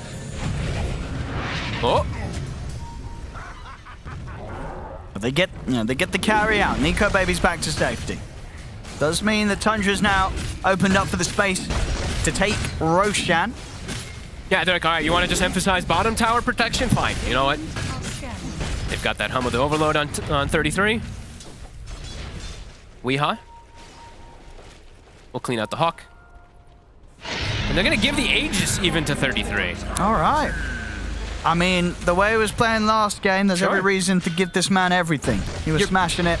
You are playing into the Magnus and the Kunkka too, so you already have a second life on your carry for their ultimates. Yep. Having it on 33, it makes a lot of sense. I thought perhaps they'd give it to 9, to be honest, this game, but maybe he feels like he can actually keep himself in the distance. And they do have a lot of save, right? The Pugna, the Wyvern, they do have a couple different elements. And even a Yule Scepter on the Coddle too, a bit of a different pickup. Oh, jump forward. And immediately 33 reacts with the roar. Symmetrical, they'll try and save him, but they can't get him out of the combo from Tundra. Tundra even thinking about going for more. They've got a DD on Skeeter. Ray Fire Blaster leading on to Weeheart. Weeheart's going to get blasted back. He'll have to put the BKB to get out of this. The first BKB usage just to run away. And now this tower's going to get pushed anyway. And RP's on cooldown, so they can't fight. No boat, no RP. This tower's dead, and Stomanin maybe as well. Taking a bit of a risky move there to try and nuke out the wave. And with that, Tundra, they'll be able to keep this tier 2 pressure, almost certainly take it out. They're even looking to make quick moves towards the mid. Aramis is trying to clear out a wave here as well. He'll attempt to TP out, but the magical burst from 9 is too much. It's looking reminiscent of the last game, the suffocation that Tundra's able to do. It's beating up. Them. And as I was mentioning, 9 having a Yules now, he's got the protection perhaps versus the Mag and versus the Kunkka. He's gone for a different type of style rather than going the BKB that we saw a lot of times. 5 seconds. We've got the RP, we've got the Blink, and we've got the Death Zone. Okay. So they've got the big combo, the big damage. They've just got to land it. It's not an easy team to land it against. Tundra and their heroes, unlikely to find these heroes standing on top of each other. It's also a 1,000 health PA versus a Coddle that is hitting for well over 700 per blast or so if they are amped up for the Solar Bind. The execution's going to be very difficult. Yeah, he has to be affected by Rum. He has to be Rum boated on the PA and able to jump into the backlines and kill this. The 2 supports pretty much at the start. See Stomanin, you know, he's really giving it everything to try and keep these creeps pushed back on the bottom. Once again, dropping the ult to try and push the wave out. And I see top lane. Nico Baby's going to go for a play here with Symmetrical, but he's been roared, blasted back. He's still trying to commit for 9, but the Decrepify from Saxon comes in. 9's going to be fine. Nico Baby's dead. Ray Fire Blast over towards Symmetrical. They'll take out the 2 of them. 9, double kill. That was the RP move from Alliance, and it didn't get them anything. It just got them killed. It was the change of the build, right? The Yules. It must have caught them off guard. I'm not sure if they noticed it, but it is a little bit of a different build that we've seen from most of the Coddles. And then Blinding Light as well, something they mentioned on panel. Look, PA jumps, miss, and he gets decrept anyway, I believe, instantly, so. Tundra just, fully taking over. 11K gold lead. No space for this PA to farm. Yeah, it's getting pretty wild here. They may just be on track for a quicker win than game one. That is potentially true. If the last few minutes are anything to go by, it's only going to get worse here for Alliance. They can't show anybody outside.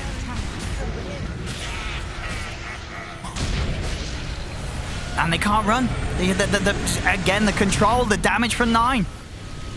And at this point, too, it's only a level 1 skewer. So it's not like he can even do... it's not like it increases that much, but cooldown matters. All these little things matter. They can't even go for skewer plays in base. Nico, baby, he's just so much damage coming out from this Cottle, of course. And he's so far from BKB as well, too. Radiant's top tower has fallen. 13K. They're going to TP back for Weehaw. Weehaw was trying to push out this bottom lane, but snaking. He just has to save Curse until the BKB comes out. Weehaw is distancing himself. Oh, Torrent was close. Oh, he's looking pretty dead. Doesn't catch him. He'll pop the BKB, but here we have... Oh, he might be able to TP now. Oh, he's got a bit of a window. The curse did come maybe a little early. Yep, I think Snaking. All right, Weeha's going to be happy with that one. He'll live. Snaking rushed it a little and, bit. And back up on the top lane, Staxa taken out. Alliance, they find a bit of an opening. Very needed. Can they get another one perhaps here? 33 is a bit far up. Aegis is ticking out in 30 seconds as well too, but no, they can't.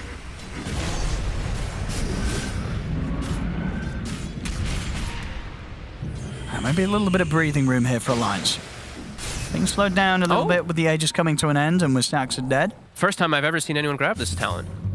He took the X talent on. Oh, the movement speed He took it, yeah. I think because he wants the X himself to clear waves. Yeah. But he has to be careful. There's a Yules on the enemy team, so has to be cautious of how he X's and clears waves. Oh, Tundra actually with this smoke might catch Alliance by surprise. Nico, baby, he's already getting out of there. And we'll manage to TP away. Symmetrical won't quite have the same luxury. He led them right to Nico, baby, too. That was a little spooky. Will go down. Also loses courier. And mid. BKB cooldown 4 seconds, but he's far.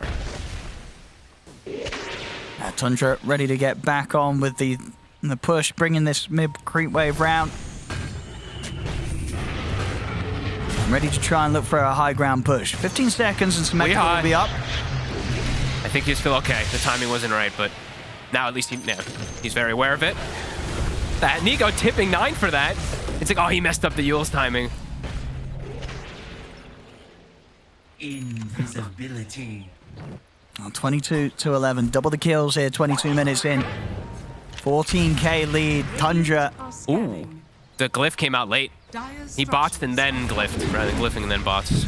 Aramis able to survive maybe for a moment. Snaking still setting up on him with an invis. Oh, he sees him. He's like, any +1s? Team? Team? Guess the cores didn't want to come. Oh, they'll let the supports deal with this. Yeah, they got him. Oh, and Snaking takes the last hit. Nice.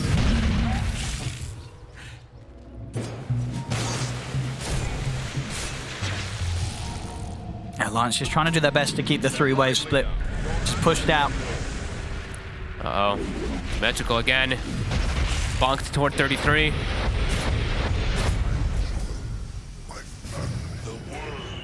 That's getting rough. At least with his low level, he's going to be back in 30 seconds. That's true. So, whatever happens, wherever he dies, it's likely that Symmetrical's going to be back up for a high ground defensive blink RP. Oh, he's getting significantly out-leveled from the supports of the side of Tundra. Socks at 12, Snaking almost 15. It's doing wonders for the respawn timer. That's fair. Come on in. Oh! He'll be okay. 20 HP. Oh, the bird! Oh! No, he's not going to be okay. He's not okay. 33's got him. Aramis is like, my bad, I got you stuck in the trees there with the cookie. And the push. Here it comes. We've been here before. And they even, look at how they play also. Tundra's still playing safe, smoking up in the back lines with Snaking, just to make sure that he's protected versus the jumps potentially that... It's really the only way Alliance can take a fight is if they wrap around and catch the Pugna and the Wyvern somehow in the RPs, but Tundra is still playing safe. Radiant's top tower has fallen. Radiant's top barracks are under attack. Radiant's top barracks has fallen. Only person who can show himself is Weehaw because he has BKB. Anyone else shows, they're just dead.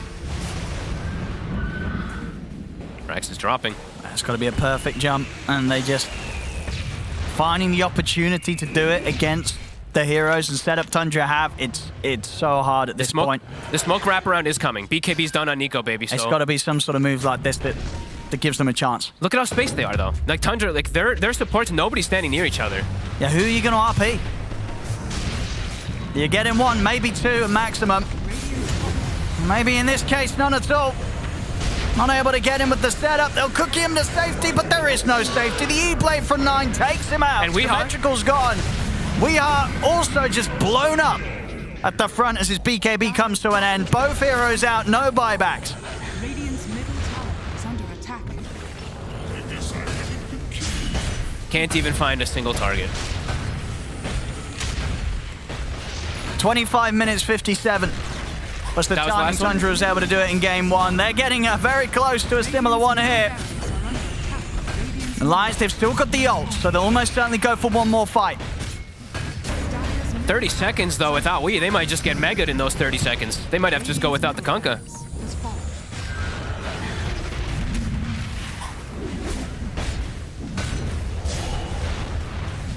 Tundra, they're not going anywhere. Kisses. Will be there to set up. Maybe they can get Skeeter down the one. Okay. Can they get the skewer? Can't quite. They do manage to hold back. Huh. And, as I said, without a doubt, they'll be going longer than they did in game 1. And push back Tundra. Takes level 2 skewer over level 2 ult on the Magnus, just because he knows it's like, I have to just reposition people and hope for the best. Oh, a BKB from Nico Baby. He's trying to chase 9. See if he can get it. There's the crit. He had Yules up. He didn't use it. That's a 1,600 gold. That's a lot of money. And Nico Baby's able to get out. That's a big kill. That's... I mean, he didn't use Yules. 9. I guess he just was very focused. Maybe he just didn't believe in the crit coming in. Maybe. I think it did have to be a crit to get him there. It definitely did. And it was. The crit comes in. A big kill. Indeed, a lot of money, and that will push Nico Baby, giving that boost towards his next item. Also, look at the XP. He got 3,600 experience for that kill, so... How many levels is it? 2 and 2 and change? Yeah, maybe 3? I think that's close to 3. It's like 2 and 3/4, I think, at the stage that he was. Yeah. So up to level 19 now. All right, and PA is one of those explosive heroes. He is into some counters, though. He's into BKB disables on 2 fronts. But he has got saves. a Magnus. But he does have a Magnus. We'll see that crit look, again. he had Yules, so...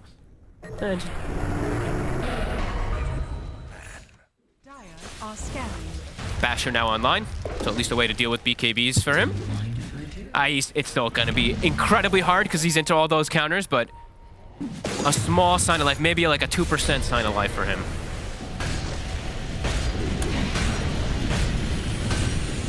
Roshan. Of course, going to be a very easy one for Tundra with the damage they have. And the auras, look again. All the buffs that Skeeter is getting to enjoy here. Raid boss Skeeter. Even the boots of the bearing, I believe, were finished up on Saksa recently. Got full BKB now for Skeeter. So Tundra, they'll definitely be looking to try and take more racks with this Aegis. About to be level 20 on Nico Baby too. He is everything. Has to have a very impactful 8-second BKB. And he's peeking up. They have this ward down. I mean, they're trying to get in again from the side. We are. 33, I don't know, is the target, though. He's got 36 armor. They're very close to having the AC, 400 gold. Yeah, that might be what they just wait for until they fully commit onto that last Rex. Yeah, it feels like sort of the final piece here. Yeah. For Tundra to sort of look to close the game up. Yeah, buying a gem as well now on snaking, too, so the last few things that they need. Alliance trying to get these wards out, though, so they can get information of where the backline is. They did get that one down. But the gem is going to be coming out for snaking, so very likely that one just gets taken out immediately right when he gets it. Step lively now. Your admiral is on board. Goodbye, ward. Now, Tundra, even with the Aegis, they're definitely respecting the potential that Alliance could have. If they get that sort of RP onto 2, jump in a couple of crits, a couple of heroes could get deleted. it has to be supports. If they don't get this Pugna and Wyvern, they will counteract fully. They can decrep and Cold Embrace the target. And he gets Skeeter pretty deep. Okay. It's the first kill. They've got to do it a couple more times. He still has that Aegis, of course. You see the kisses come out. Curse to the side will be used to lock down Nico Baby and Stamanen. Ooh, Stamanen. Bit fortunate to live there. 9. Time wasn't I mean, that blast, but the last one will hit him. Oh, it's going to catch him just on the edge. He has a lens, doesn't he? Yeah, he does. I was like, that.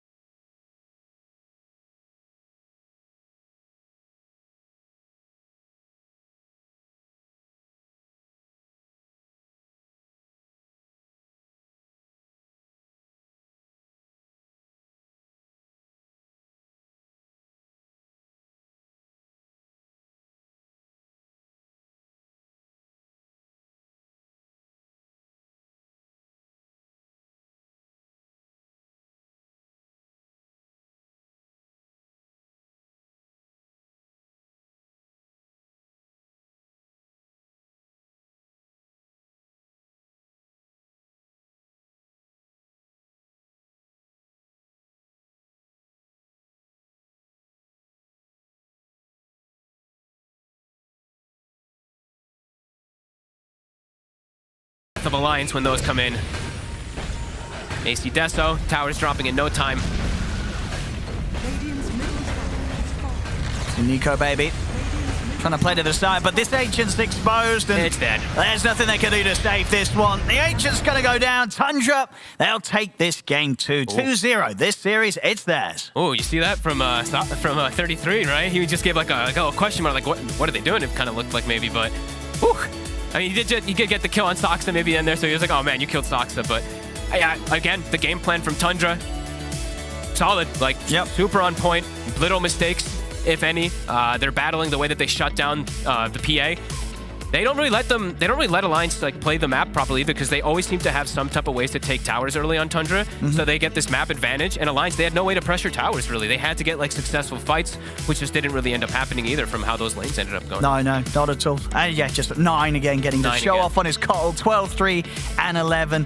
He had a great time. You saw at the start, WeHa as the Kunkka did have that sort of idea of trying to slow down his sort of the boosted travel timing with that, getting into the jungle, messing with the stacks. It didn't matter. 9 was able to deal with it well and truly. But yeah, overall, this was always going to be a tough series, right? For Alliance, it was. They were obviously coming up from Division 2, and they're playing against Tundra, one of the hottest EU teams right now. Yeah, no, I absolutely agree. It's like, even if they do have, like, we can talk about drafts, etc. That Tundra is just outplaying on every front anyway, so it's tough for Alliance and everywhere. Yeah, a tough series indeed. It definitely was shown specifically towards the ends of both of those games. Tundra slamming down Alliance here. Tundra's series here today, 2-0 for them.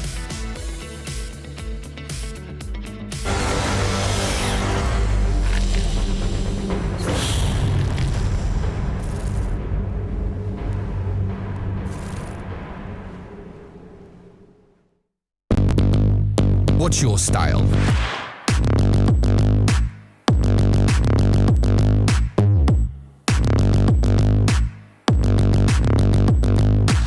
Get your merch at shop.eslgaming.com.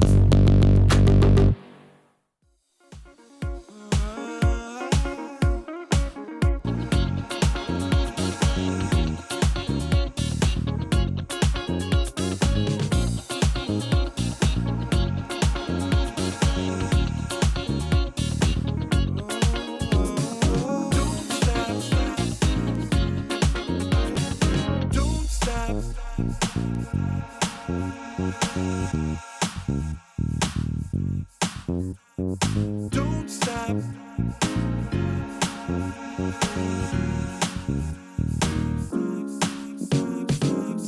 Don't stop.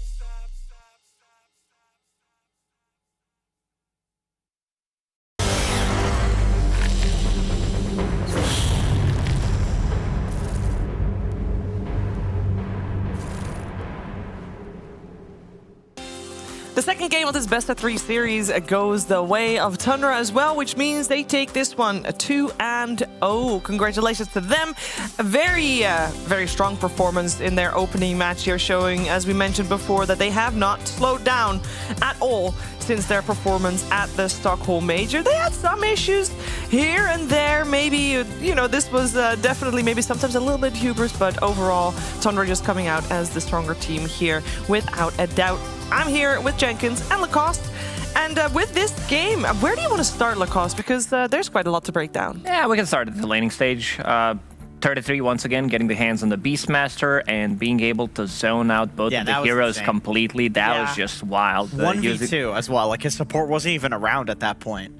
And that was, I mean, he did get 2 kills. Nico Baby got 2 kills on the PA, so he got some gold out of it, but that was basically the only But you lose like 2 or 3 waves and chip damage on the tower. It's way more devastating than any amount of kills in a lane. You also force a rotation, yeah, so we're gonna see that, like, Nico Baby gets the first blood. It was very, very close, but then Beastmaster is gonna be using the Wild Axis to zone both of them out, and I noticed CM, she spent 1.1k gold for consumables, 4 minutes, and I don't think I've ever seen that before, because, like, they needed to stabilize the lane.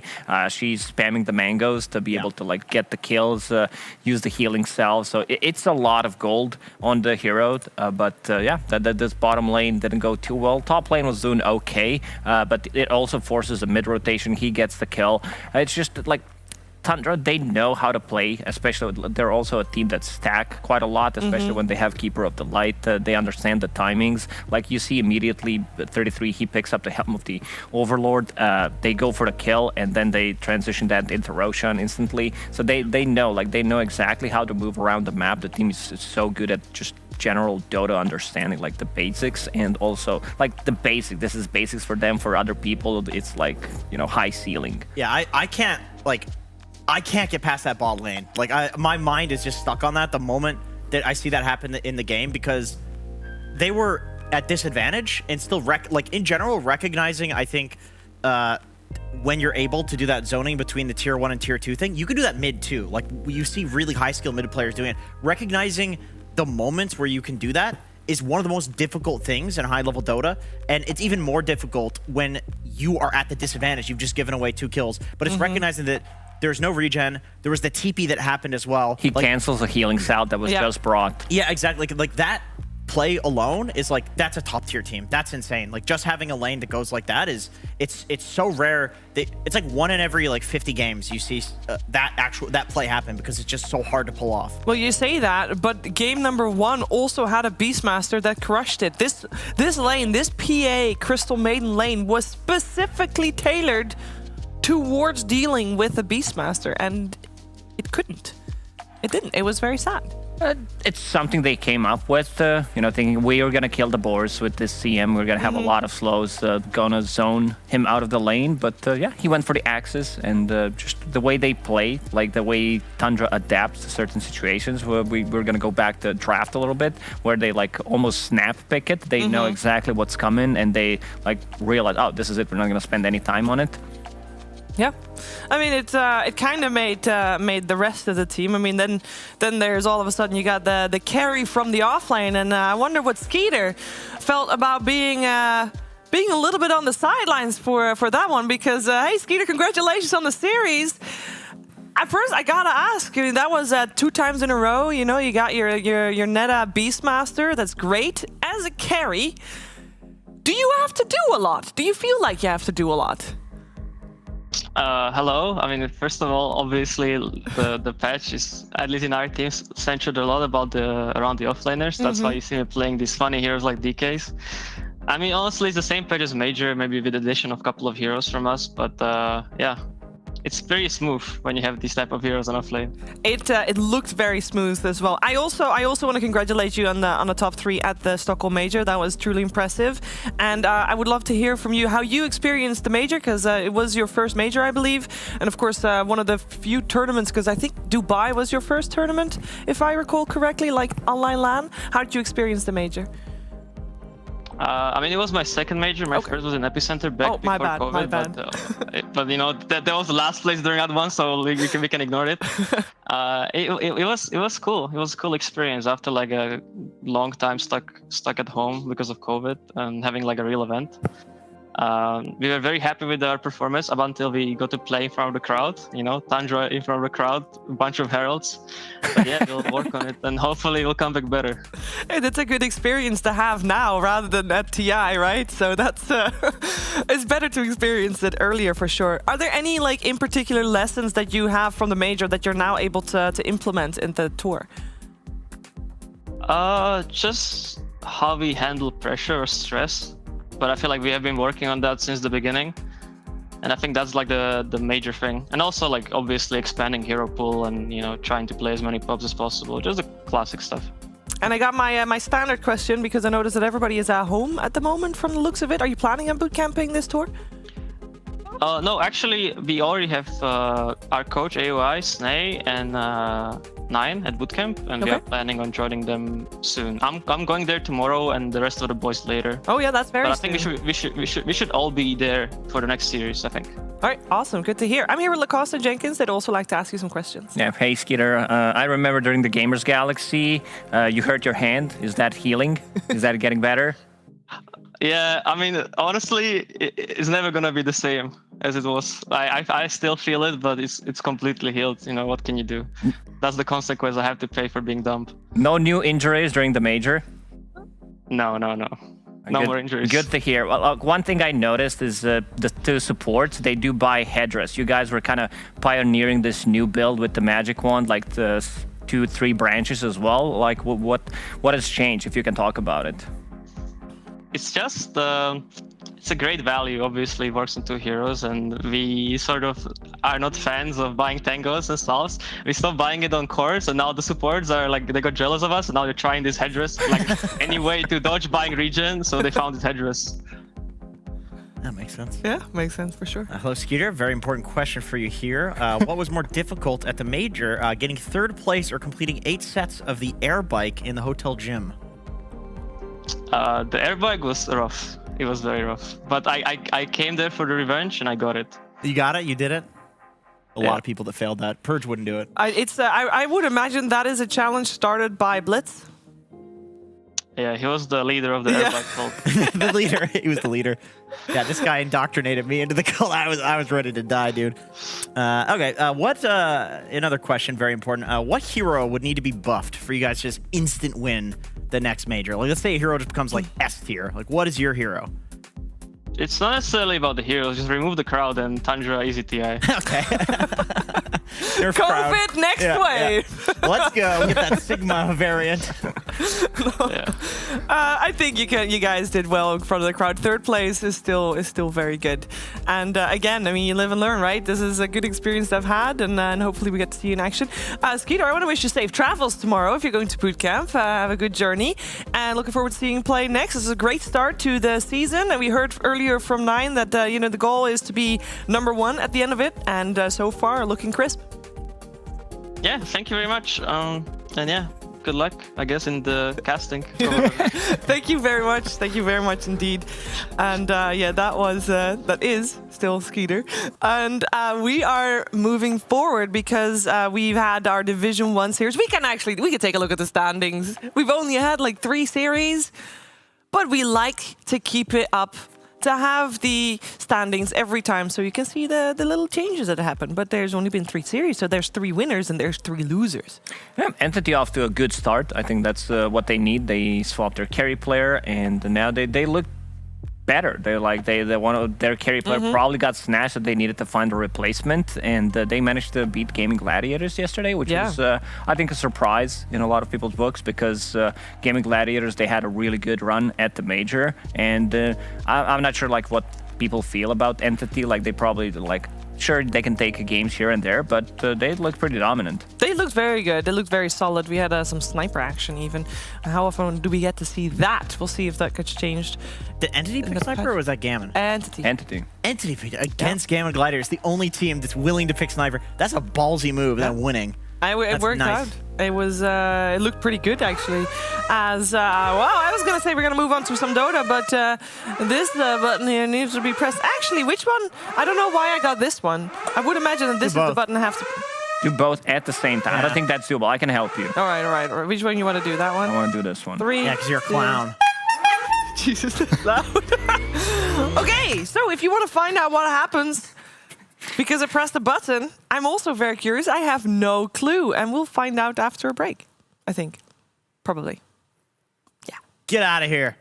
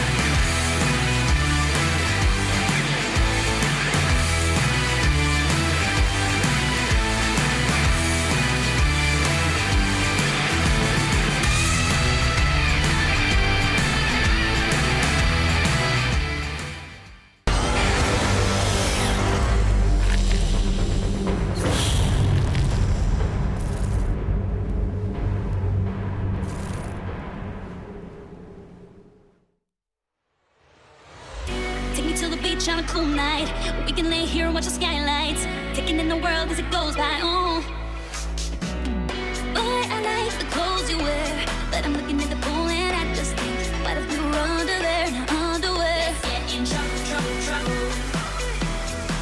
Let's get in trouble, trouble, trouble. Let's get in trouble, trouble, trouble. Let's get in trouble, trouble, trouble.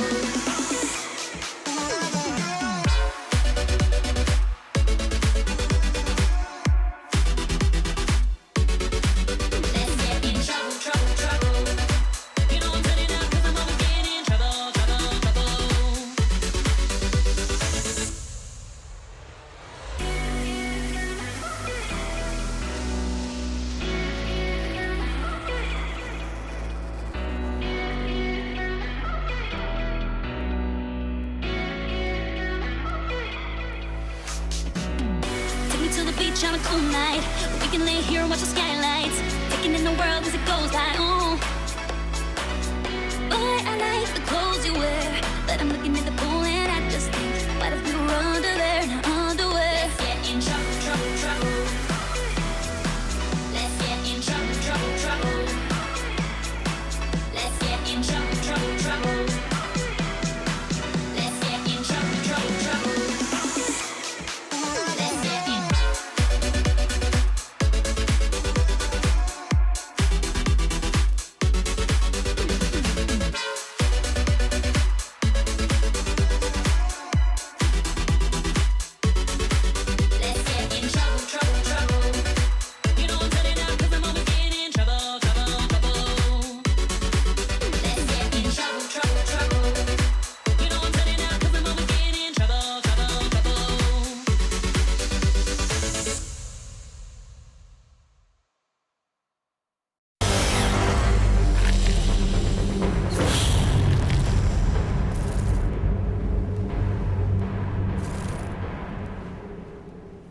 Okay, so we have just been told that Fog needs to be here, and he hasn't been told, so Fog's not here.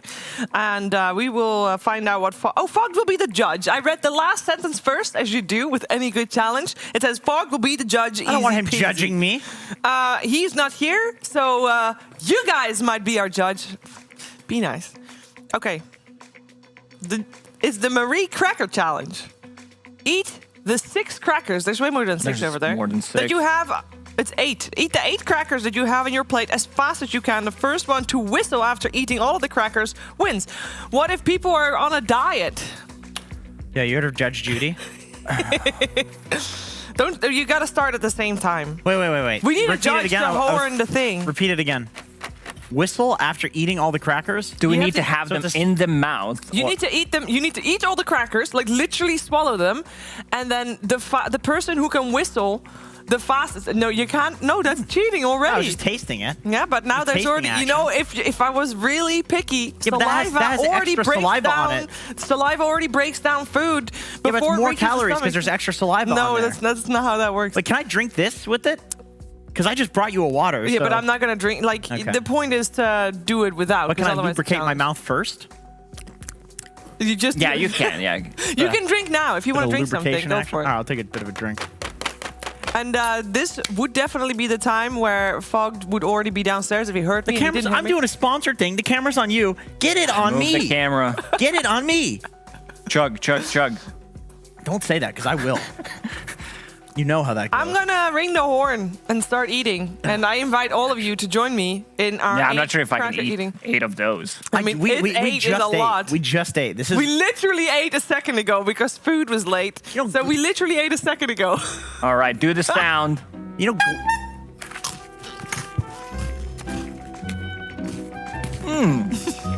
Very good. What good right? Somebody's gonna choke. Let's go with 6. Also, there's a lot of people that have misophonia, it's hatred of sound disorder. In chat, they're leaving right now, hearing just chewing. What if you try to put them all in the mouth at once? What do you think happens? Can you swallow? No, you're gonna die, dude. I don't know how to do. I don't know how to do the Heinrich maneuver. I can't do it. I'm not a doctor. I'll do it on myself. Oh, you speak clearly. Yeah, I can speak. I can't hear a single thing you're saying. Speak clearly when you talk to me. I still haven't swallowed. That's what she said.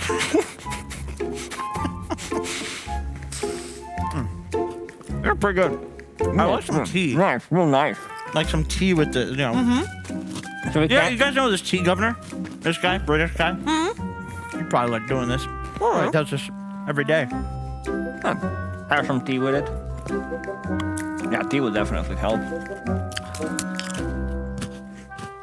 Isn't chewing ASMR? It might be faster to snort it for me.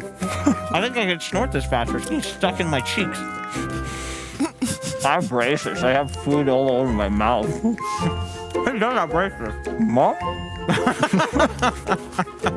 Guys, I only have 3 cookies left. What's wrong with you? Are you Not serious? 5. Oh, no. Good Lord.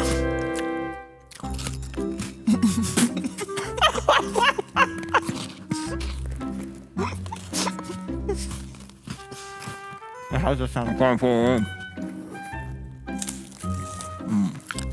Real good. Are we doing 6 or 8? I'm gonna vomit on camera.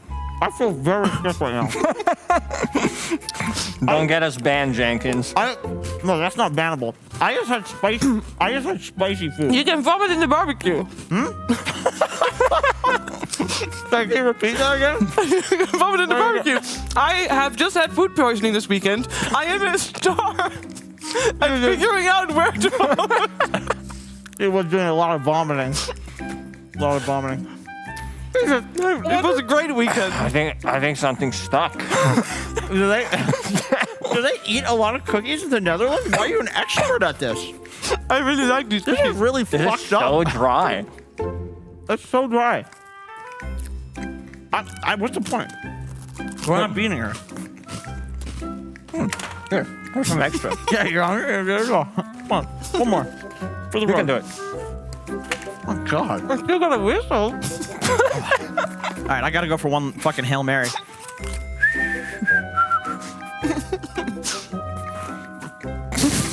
Oh, my eye! It's in my eye! 1 minute water. 1 minute water.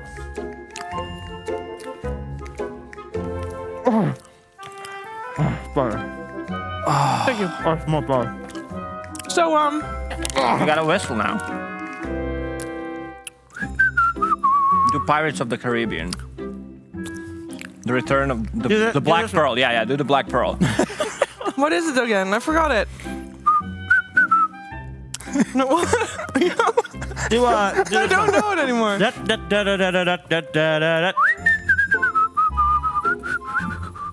Ah, you won. Here's 2 extra cookies. Here you go. Hey, you want my dirty crumbs I spit out? I can hear you drink the water. This is not just an ASMR stream. Oh, God. We should probably be told in advance if it's a food challenge when we get dinner or lunch early, late, whatever. We should probably get told. This is not a good way to wash down shawarma, let me tell you. I'm going to have some squirt later tonight, I'll tell you that. Okay. So, Judge. Judge Fogged. I won. Well, what a great challenge. I'm very happy we got to do this. And, you know, this was a timed challenge, so we had to rush. Which is kind of sad because we don't need to rush at all. Next series doesn't start for another 55 minutes. What are you doing? His mic to belch. I'm not going to let that slide. That was a belt. It's like, thank God we're not doing it from there, so I have a mute button. yeah. There's crumbs absolutely everywhere. Yes. Definitely crumbs everywhere. You need a dog in the studio. Come lick this stuff Where's up. Dog at? Scriff has a dog. Yeah, but Scriff's not here today. I think he's not here today.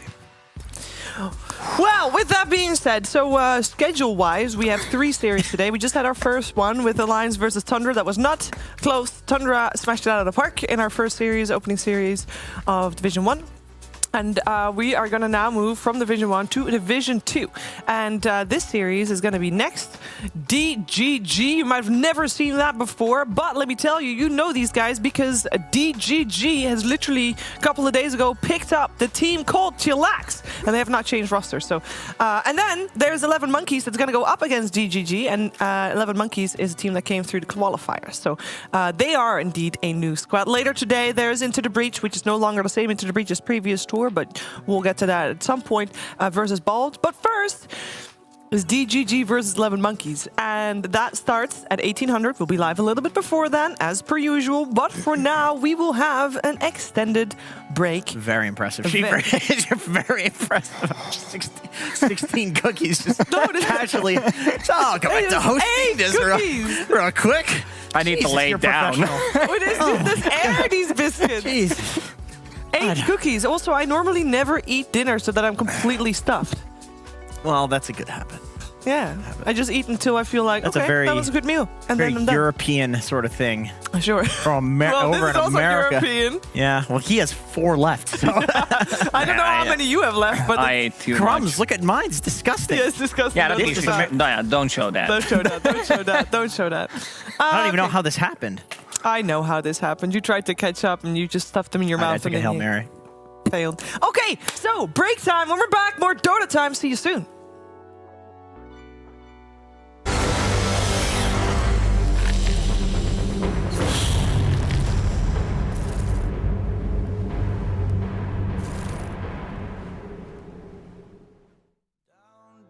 Down, you can knock me down, but I will get up fighting, ain't no tapping out. Hit me with another, and I won't make a sound, 'cause I keep getting stronger with every single round.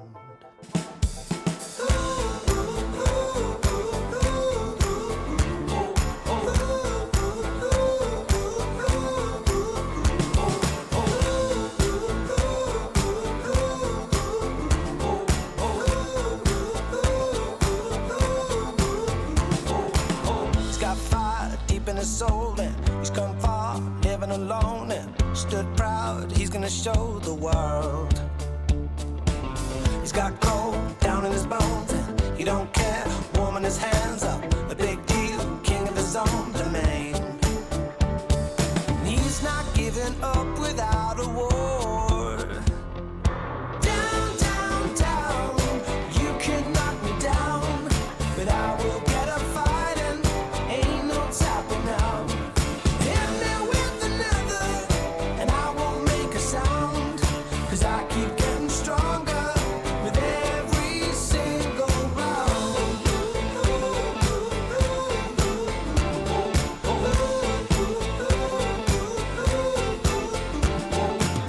It's all change, flowers and bloom as he moves on. People are rooting from a full turn, nobody's shooting now. Times fly, building his home and a new wife, showing him true love. A made man, living his dream for real. And he's not giving up without a war. Down, down, down, you can knock me down, but I will get up fighting, ain't no stopping now. Hit me with another, and I won't make a sound, 'cause I keep getting stronger with every single round.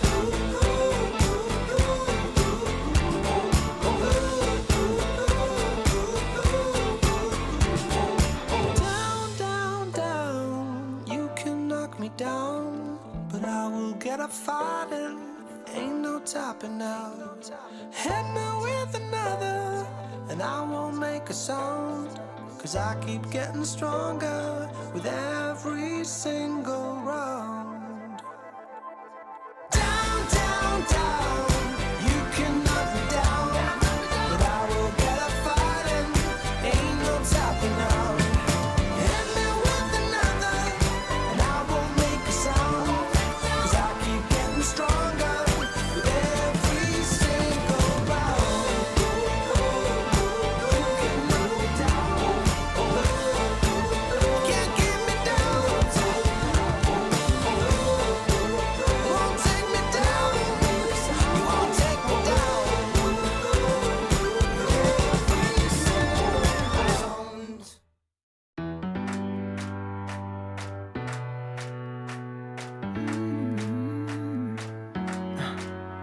Am I wasting time? 'Cause I'm already gone. So long, can you stay the night? 'Cause you're the thing I want. I know you're feeling different when you're stressed out, but even with no makeup you still stand out. 'Cause no one makes me feel the way you do now, like you do now. The way that you move your body, you make it look like a hobby. Every time that you touch me, it's electricity. Things we discovered underneath last night's covers. Everything came so easy. It's electricity. Electricity. Whoa. It's electricity. Electricity. It's electricity. When it's late at night, I feel you on my skin. My skin. You're all that's on my mind. It's finally sinking in. You're it. I know you're feeling different when you're stressed out, but even with no makeup you still stand out. 'Cause no one makes me feel the way you do now, like you do now. The way that you move your body, you make it look like a hobby. Every time that you touch me, it's electricity. Things we discovered underneath last night's covers. Everything came so easy. It's electricity. Electricity. It's electricity.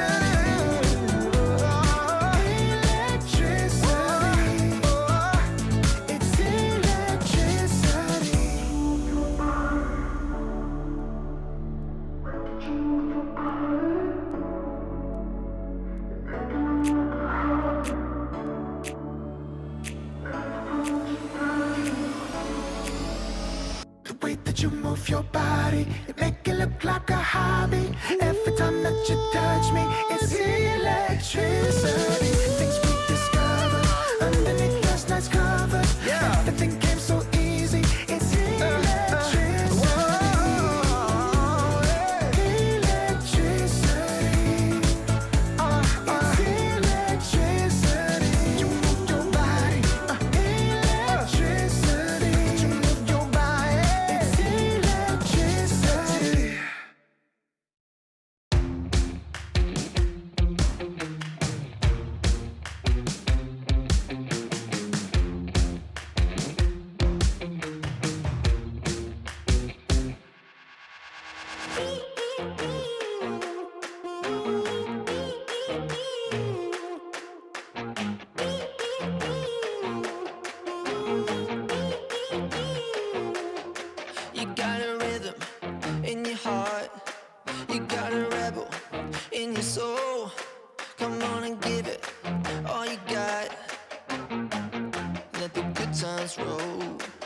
taking off.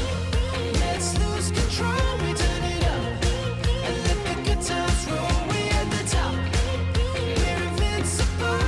We're never gonna stop. So let the good times roll.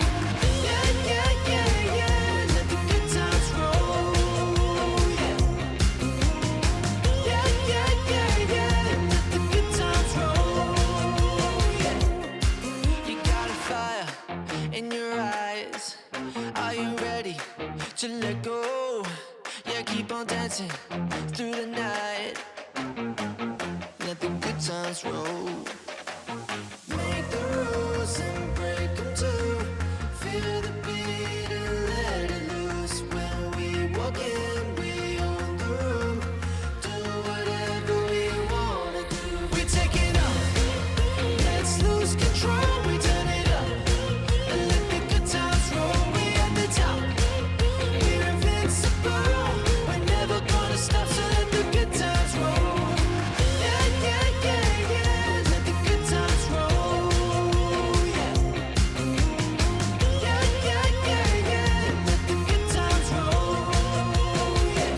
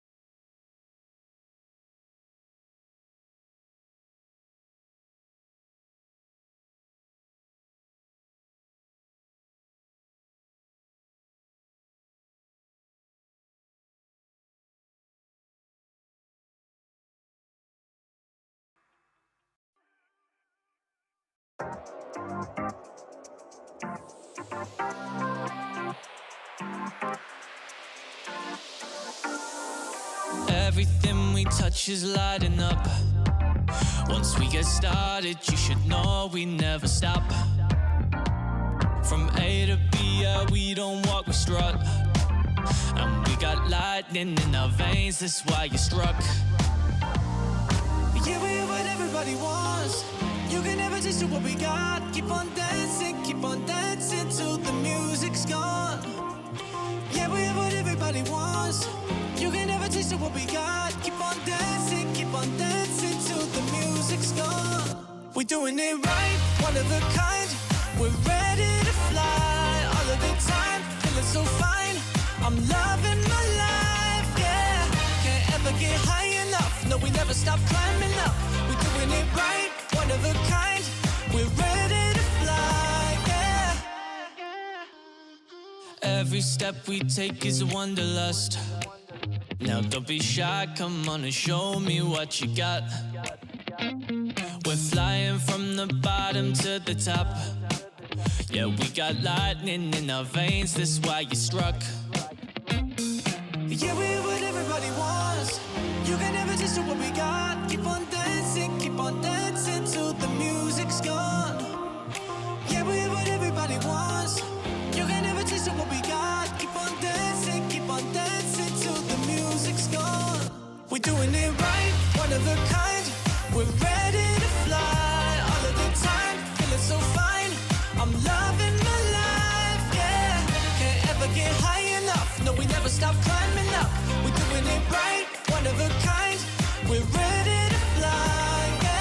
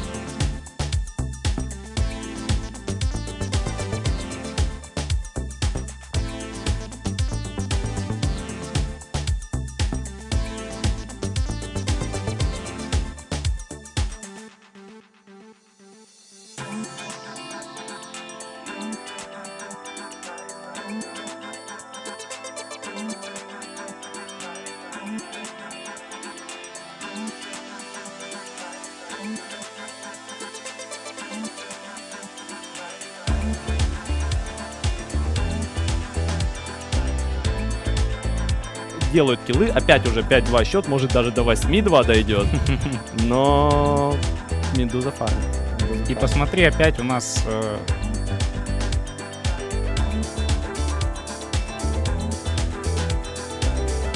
где-то потерялся по сравнению со Штормом. Да.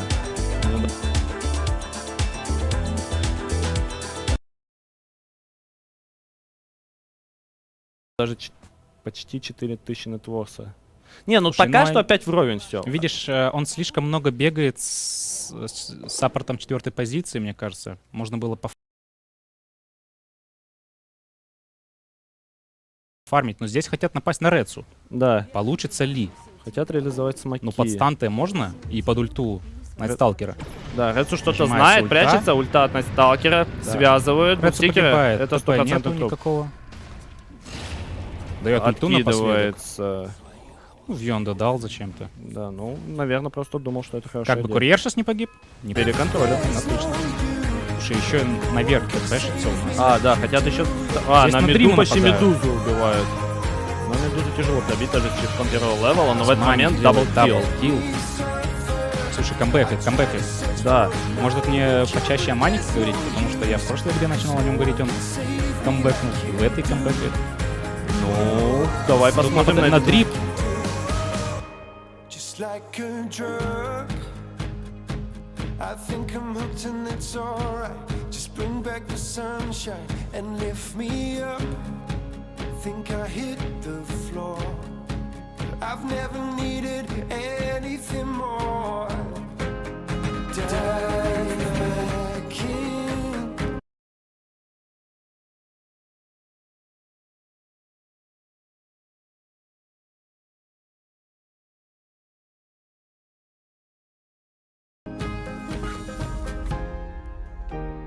Come back and make the days brighter, just like that. Yeah, come back. Go pull me out of this dark surrender. There's no escaping, I'm lost if there's no you. And no one can save me like you do, yeah.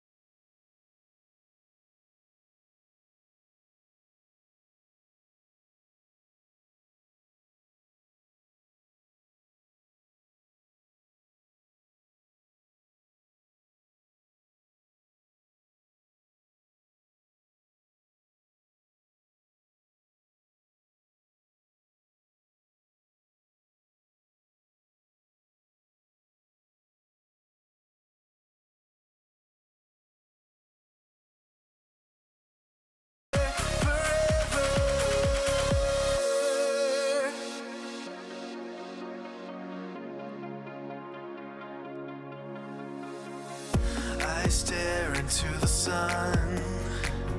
Need to live while we're still young. Don't walk, we just run alive. Tonight we will lie awake in the stars, and I'll let you into my heart. Chase the future together forever.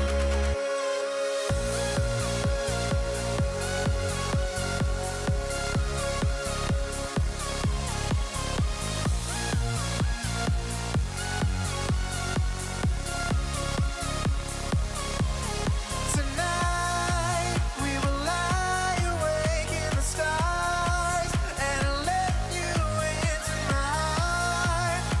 Chase the future together forever.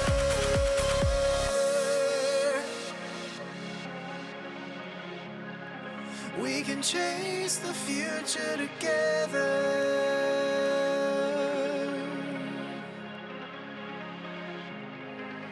Tonight